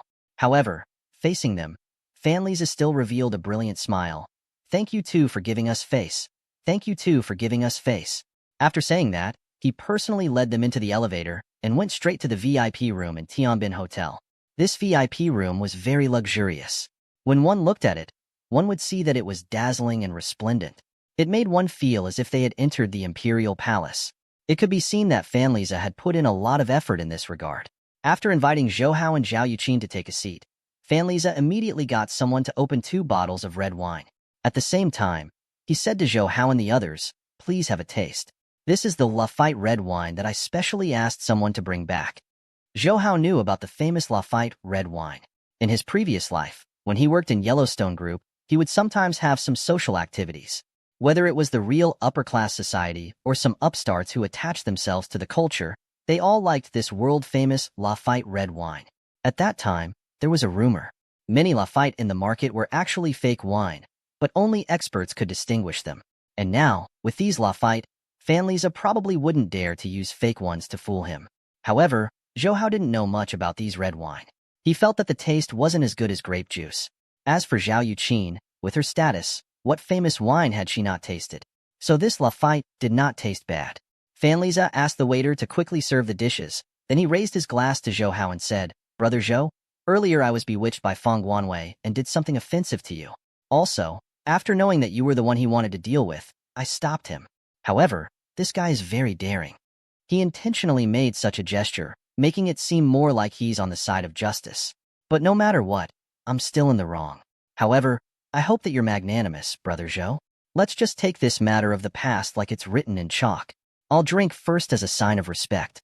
After saying that, he raised his neck and drank all the red wine in the cup. Zhou Hao was very disgusted by Fan Liza's hypocrisy. However, Zhao Yuqin, who was beside him, pinched his leg under the table. He could only pick up the wine cup and smile at Fan Liza. Big Brother Fan is being too polite. I admit that I misunderstood Big Brother Fan earlier. Now that everything is clear, how can I blame Big Brother Fan? After saying that, he also downed the wine in his cup. Since Zhou Hao had already spoken, and Fan Liza knew that his attitude represented Zhao Yuqin, he felt slightly relieved in his heart. Then he smiled warmly and said, "Brother Zhou's tolerance for people is admirable. But even if Brother Zhou forgives me, I still feel ashamed and uneasy in my heart." He took out 2 silver keys from his pocket and asked the waiter next to him to pass them to Zhou Hao. "I have a friend who developed a property in Xiang City called Lakeview Manor. It has been handed over to use now. He has a good relationship with me, so he let me go a few times." He smiled at Zhou Hao and said, "Now I will borrow flowers to offer Buddha. These 2 sets are on the top floor, and the one in the Sky Garden, I will give it to you, Brother Zhou." Zhou Hao was slightly stunned. Lakeview Manor. He knew about it. It was built according to the Xiang City's Ningxiang Lake, so it was called Scenic Lake Villa. It was the most famous and noble residential area in Xiang City. In his previous life, Zhou Hao had always dreamt of buying a house there. The 2 houses that Fan Liza had given him now included the top units of the Sky Garden. Even at this moment, they were worth more than $1 million. The gift he had given him could be considered very heavy. Zhao Yuqin also did not expect Fan Liza to be so generous to compensate Zhou Hao. She looked at Zhou Hao and could see the smiles in each other's eyes because Fan Liza had given her the gift in time. A long time ago, Zhao Yuqin had advised Zhou Hao to buy a new house. First of all, Zhou Hao's net worth was already in the hundreds of millions, and it was still increasing. Secondly, the house that Zhou Hao and Yin Tong lived in was more than 20 years old. Not only was the area small, but the walls and flowers were also aging. Because of this, Zhao Yuqin also complained about Zhou Hao. He did not use so much money to make Yin Tong live more comfortably. Zhou Hao had also been thinking about this recently and was looking for a suitable apartment. The house that Fan Liza had given her today was exactly what Zhou Hao wanted. Furthermore, there were 2 houses. He could give one to Wang Shijuan's house and let the 2 families continue to be neighbors. Since Zhou Hao and the others had moved away, he naturally did not want to leave Wang Shijuan and the others there. Moreover, Lu Shiping was currently Yin Tong's most capable assistant in managing the Mrs. Zhou's restaurant. But when the Mrs. Zhou's restaurant really developed in the future, Lu Shiping's position would be even higher. Now, giving them a house could be considered as company welfare. Therefore, Zhou Hao accepted the 2 keys and said to Fan Liza, "If that's the case, I'll gladly accept it." Seeing that Zhou Hao was willing to accept his gift, Fan Liza heaved a sigh of relief and said with a smile, "This is just a reward from Brother Zhou. Also, I will also get you the property certificate and other things immediately." Oh right. The house had already been renovated, and the furniture had been set up. "Brother Zhou, you can just move in." Zhou Hao smiled and nodded. Fan Liza also said, "Actually, besides apologizing, I have another thing to ask Brother Zhou to come today." Zhou Hao was a little puzzled. "What's the matter, Big Brother Fan? Just say it." In fact, Zhou Hao's impression of Fan Liza would not be any better just because of those two houses. The main reason was that Zhao family didn't want to have a conflict with Fan Yiming's circle of influence, which caused Zhou Hao's attitude to change. And Fan Liza might not really be on good terms with Zhou Hao. That was why both of them were pretending to be friends. Actually, my foolish brother was also entrusted by someone. That friend of mine got brother Zhou and Yuqin angry because of some things. So he wants to apologize to the two of you just like my foolish brother. Fan Liza said with a smile. Zhou Hao and Zhao Yuqin looked at each other and thought at the same time, could it be? This friend of mine. Actually, the two of you know each other. Fan Liza smiled. At this time, someone knocked on the door of the VIP room. Fan Liza said, come in. Then Zhou Hao and Zhao Yuqin saw a middle-aged man walk in. They thought that it was indeed him. The middle-aged man who came in was surprisingly the executive director of the metal industry, which Zhou Hao and Zhao Yuqin had met before, Kazuo Koike. Kazuo Koike entered the VIP room and asked Zhou Hao with concern, Zhou Hao, I heard that you were kidnapped by a group of bandits yesterday. It's great that you can come back safely. Kazuo Koike pointed at the few cold men who followed him in. Among them were people from Europe and America, and also Asian people. Kazuo Koike said, Zhou Hao, these are the bodyguards I brought back from Japan. Some of them retired from the United States Marine Corps. Some are famous grandmasters of combat in Japan. How about I amend their employment contract and make them your bodyguards to protect you when you go out? It had to be said that Kazuo Koike, who had been rolling around in the business world for many years, did indeed have extraordinary talent in socializing. From his appearance, it did not seem like he had any conflicts with Zhou Hao and the others. In order to see Zhou Hao, Kazuo Koike spent a lot of effort to find Fan Liza and ask him for help. No need. I can protect myself. I don't need any bodyguards. Zhou Hao said coldly. He looked at Fan Liza again. Mr. Fan, what you did was not right. I have nothing to talk about with this Japanese. You're too old for this. It's fine if you don't want to do it. Zhou Hao also changed the way he addressed Fan Liza from Big Brother Fan to Mr. Fan to express his dissatisfaction. Fan Liza quickly said, this. Brother Zhou, actually, there was a misunderstanding between you and Mr. Chi. Mr. Chi didn't have any intention of offending Yuqin. Everything was caused by that talented young man. Mr. Chi didn't know anything about it. When Kazuo Koike came to find him earlier, Fan Liza was very happy and said that he would do his best to help him. Kazuo Koike promised that if the matter was done, he would give Fan Liza 5 million yuan as a token of appreciation. However, Fan Liza declined. If he could pull on the big ship of the metal industry, he would be like a fish in water in the business world in the future. How could 5 million yuan be compared to this? He had also heard about the history between Kazuo Koike and Zhou Hao. At the same time, he felt pity for him. He actually dared to offend Zhao Yuqin. China was different from those Western countries. There had never been a government official who was afraid of doing business. Other than those so-called red-top businessmen, they had to be at the top.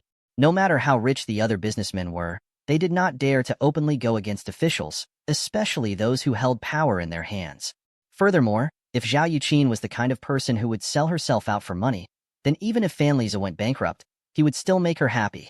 The conversation between Zhou Hao and Fan Liza was carried out in the national language. Kazuo Koike had an interpreter by his side, so he naturally conveyed the meaning to him. Zhou Hao actually had no interest in knowing whether Kazuo Koike knew about it or not. Anyway, the image of the Japanese in his heart was as lecherous as his life. However, he had discussed it with Zhao Yuqin long ago. That piece of land would still be sold to his friends in the metal industry, but Zhou Hao had to show a high attitude so that he could take the initiative in the negotiations.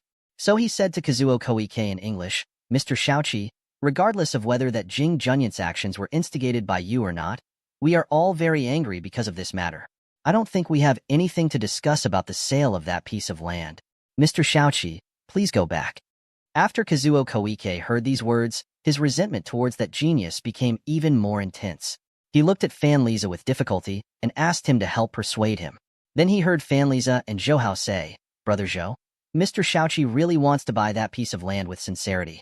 He also discussed the price of 300 million with the company. They can agree to this price. At the same time, Fan Liza thought to himself with jealousy. Zhou Hao had earned 300 million just like that, and it was someone who had begged him to earn it. Fang Guanwei, on the other hand, had even sacrificed his father for this money, but he didn't get a single cent. This person really couldn't be compared with others. They agreed, but I still didn't agree, Zhou Hao said faintly. Fan Liza was shocked when he heard that. He thought, Zhou Hao has earned 300 million. and he is still not willing to accept it. But he still conveyed Zhou Hao's intention to Kazuo Koike. He also used fluent English. Zhou Hao was surprised to see Fan Liza's fluent English. He originally thought that rich playboys like Fan Liza and Feng Guanwei were ignorant. Zhao Yuqin, who was beside him, said in a low voice, he is a serious Peking University graduate. He not only knows English, but he also knows Russian. Hearing this, Zhou Hao's impression of Fan Liza changed a little. When Kazuo Koike heard that Zhou Hao still did not want to let go, he said awkwardly, then Zhou Hao Jun, what kind of price can satisfy you? You, name a price. Zhou Hao stretched out 4 fingers and said faintly, 400 million. 400 million? Kazuo Koike couldn't help but exclaim. Even Fan Liza was staring at Zhou Hao with his mouth wide open. He thought that Zhou Hao's appetite was too big. He heard Zhou Hao say, if Kazuo Koike doesn't agree to this price, then please go back. After saying that, he started chatting with Zhao Yuqin and put Kazuo Koike and Fan Liza aside. Kazuo Koike looked at Fan Liza, but he saw Fan Liza also shook his head, indicating that he had no other choice. He hesitated deeply for a while. Kazuo Koike knew that if Zhou Hao and the others refused to let go, not only would he not be able to get that piece of land, but he would also be hindered by the government when he came to China in the future. Instead, he would lose the huge market in China. He might as well listen to Zhou Hao's request and get on good terms with Zhao Yuqin and the others. It would be much easier for him to develop in China in the future. Therefore, he finally gritted his teeth and said to Zhou Hao, all right, I promise you that 400 million will be 400 million. When Zhou Hao and Zhao Yuqin heard this, they both saw a smile in each other's eyes. Zhou Hao also smiled at Kazuo Koike and said, Mr. Little Chi is indeed a person who is used to doing big business. You are indeed bold. Kazuo Koike felt that Zhou Hao's smile was more and more hateful. He said unhappily, but Zhou Hao, we hope that the relevant procedures can be completed as soon as possible because we have very little time. We cannot let go of a second. Sure. Zhou Hao also said, as long as the 400 million yuan is in the account, that piece of land will immediately become your company's assets, and we can also help you demolish the factory on that piece of land for free. As he spoke, he let Zhao Yuqin pass her bank account number to Kazuo Koike. By tomorrow at the latest, we should be able to complete this transaction. Zhou Hao, I still have other matters to deal with, so I will take my leave first. This was the first time Kazuo Koike had suffered such a huge loss, so he didn't want to see Zhou Hao again. Zhou Hao smiled and said, take care, Mr. Shaoqi. After Kazuo Koike and the others left, Fan Liza immediately gave Zhou Hao a thumbs up and said with admiration, Brother Zhou, you are too amazing. Those Japanese people are famous for their meticulous planning. They never thought that they would be defeated by you. I heard that Brother Zhou bought that piece of land for 1 million yuan. Now, you're selling it for 400 times the profit. That's amazing. This money isn't mine. It belongs to the military. Zhou Hao knew that he should not show off too much. Luckily, he still had the military flag behind him to block the wind. After bidding farewell to Fan Liza and leaving Tianbin Hotel, Zhou Hao and Zhao Yuqin drove back. In the car, Zhou Hao said to Zhao Yuqin, Sister, after Kazuo Koike transferred the money into my account, you can give 100 million to Mr. Zhao. Just say that I donated 50 million to the military. 50 million to the military. The other 50 million would naturally be given to Zhao Dingzhou. Zhao Yuqin smiled and said, Are you really that willing? If it wasn't for Mr. Zhao's help, I wouldn't have been able to smoothly earn so much money from the Japanese. Furthermore, I only plan to earn 300 million. Zhou Hao smiled. Zhao Yuqin admired Zhou Hao even more. As the saying went, it was hard to get fat if you ate alone. One should not be greedy. One must not be stingy with what needed to be paid. Zhou Hao knew the truth at such a young age.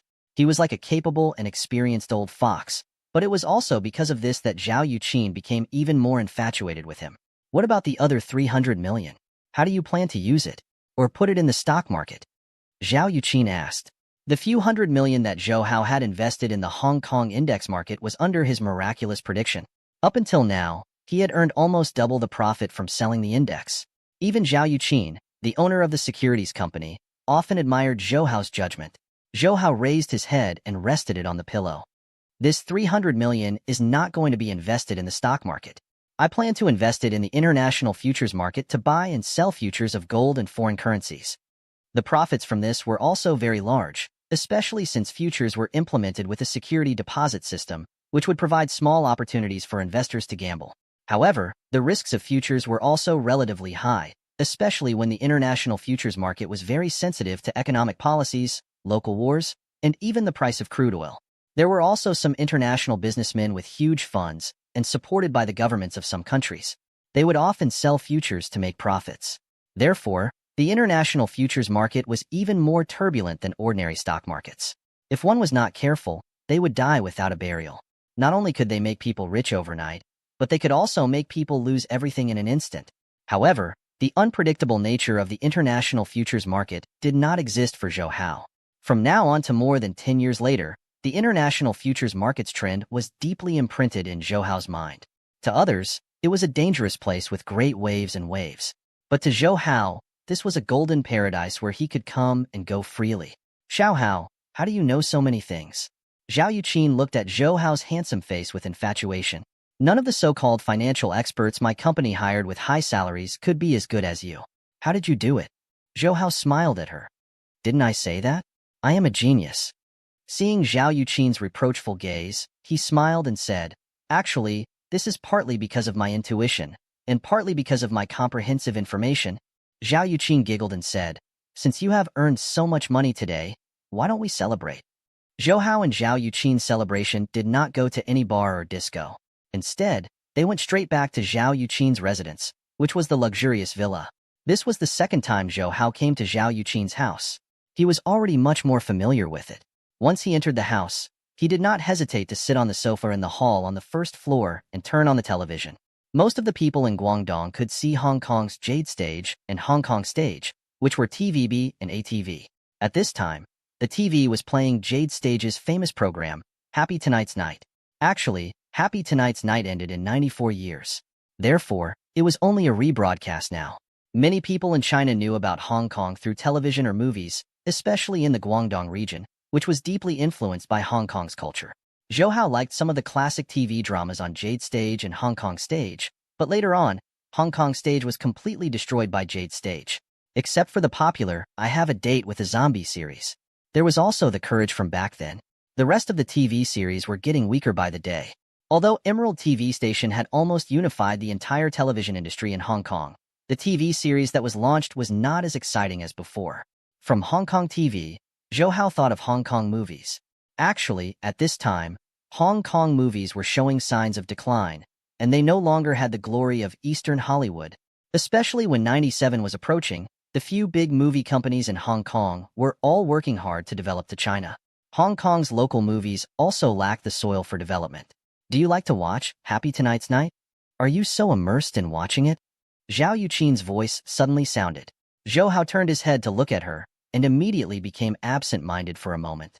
He saw that Zhao Yuqin had already changed into a long black dress. The collar of this dress was slightly lower, revealing not only the snow-white flawless skin under Zhao Yuqin's neck, but also an attractive cleavage.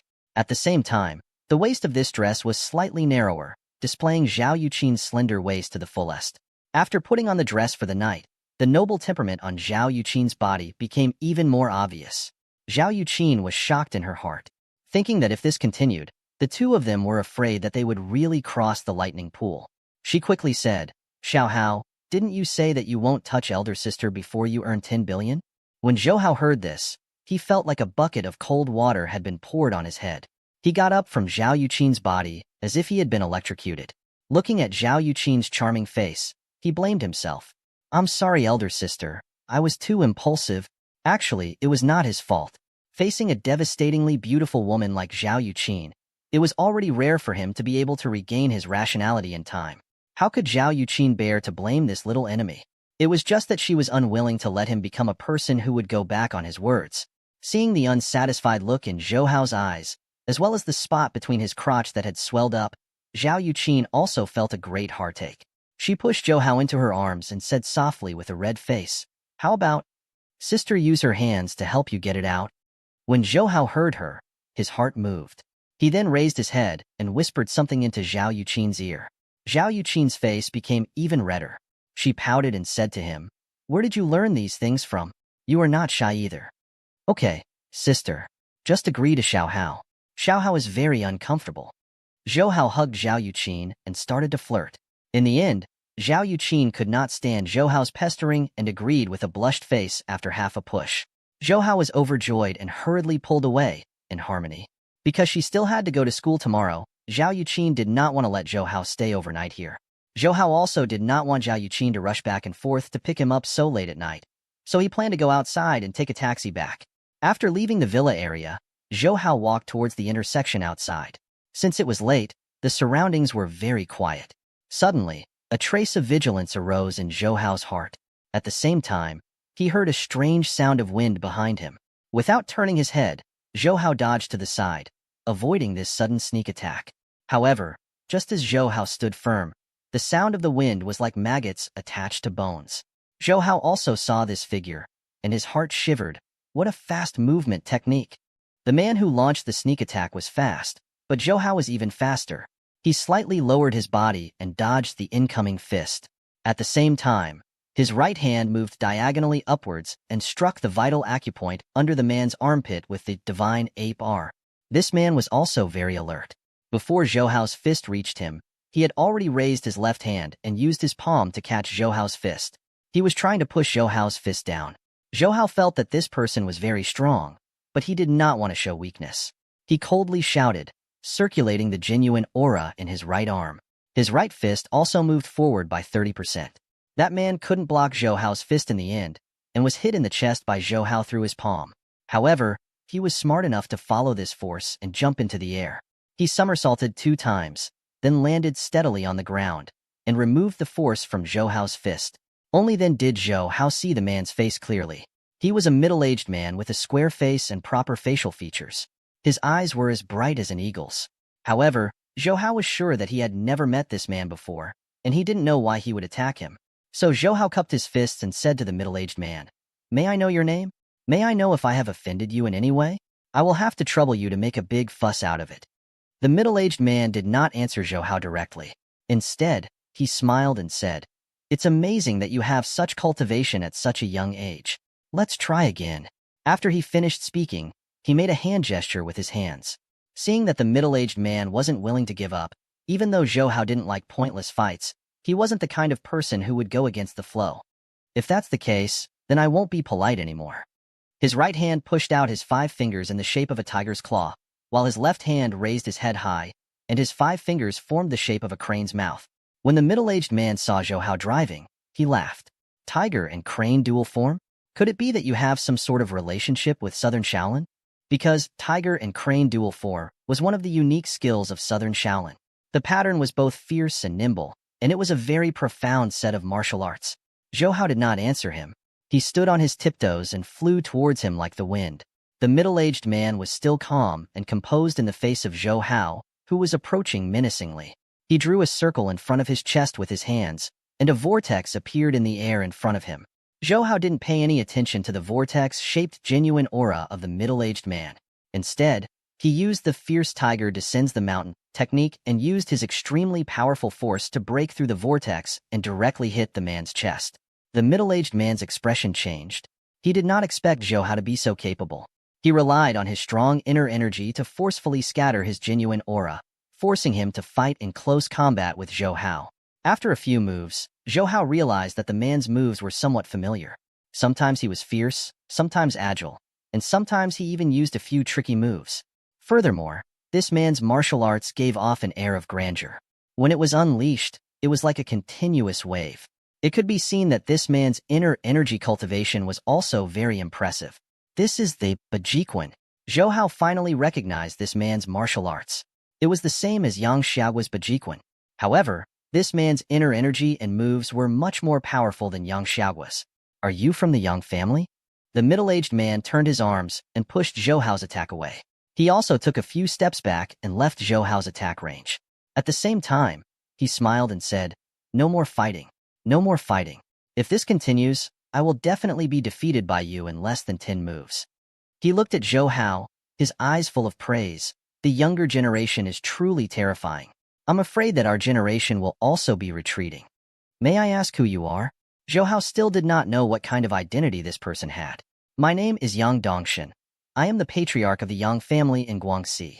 Last time, my son and daughter offended you, and I have to apologize to you on their behalf." The middle-aged man smiled at Zhou Hao. Only then did Zhou Hao realize that this man was the father of Yang Xiaogua and Yang Jiabao. Zhao Dingzhou had also mentioned that Yang Dongshin was the chairman of Baohe Group. So it's Mr. Yang. I apologize for my rudeness. I just don't know why Mr. Yang is looking for me so late at night. In other words, Zhou Hao was asking Yang Dongshin why he wanted to sneak attack him in the middle of the night. Yang Dongshin smiled without changing his expression. I have offended you just now because my son told me that young hero Zhou has great martial arts skills. General Zhao also praised you endlessly.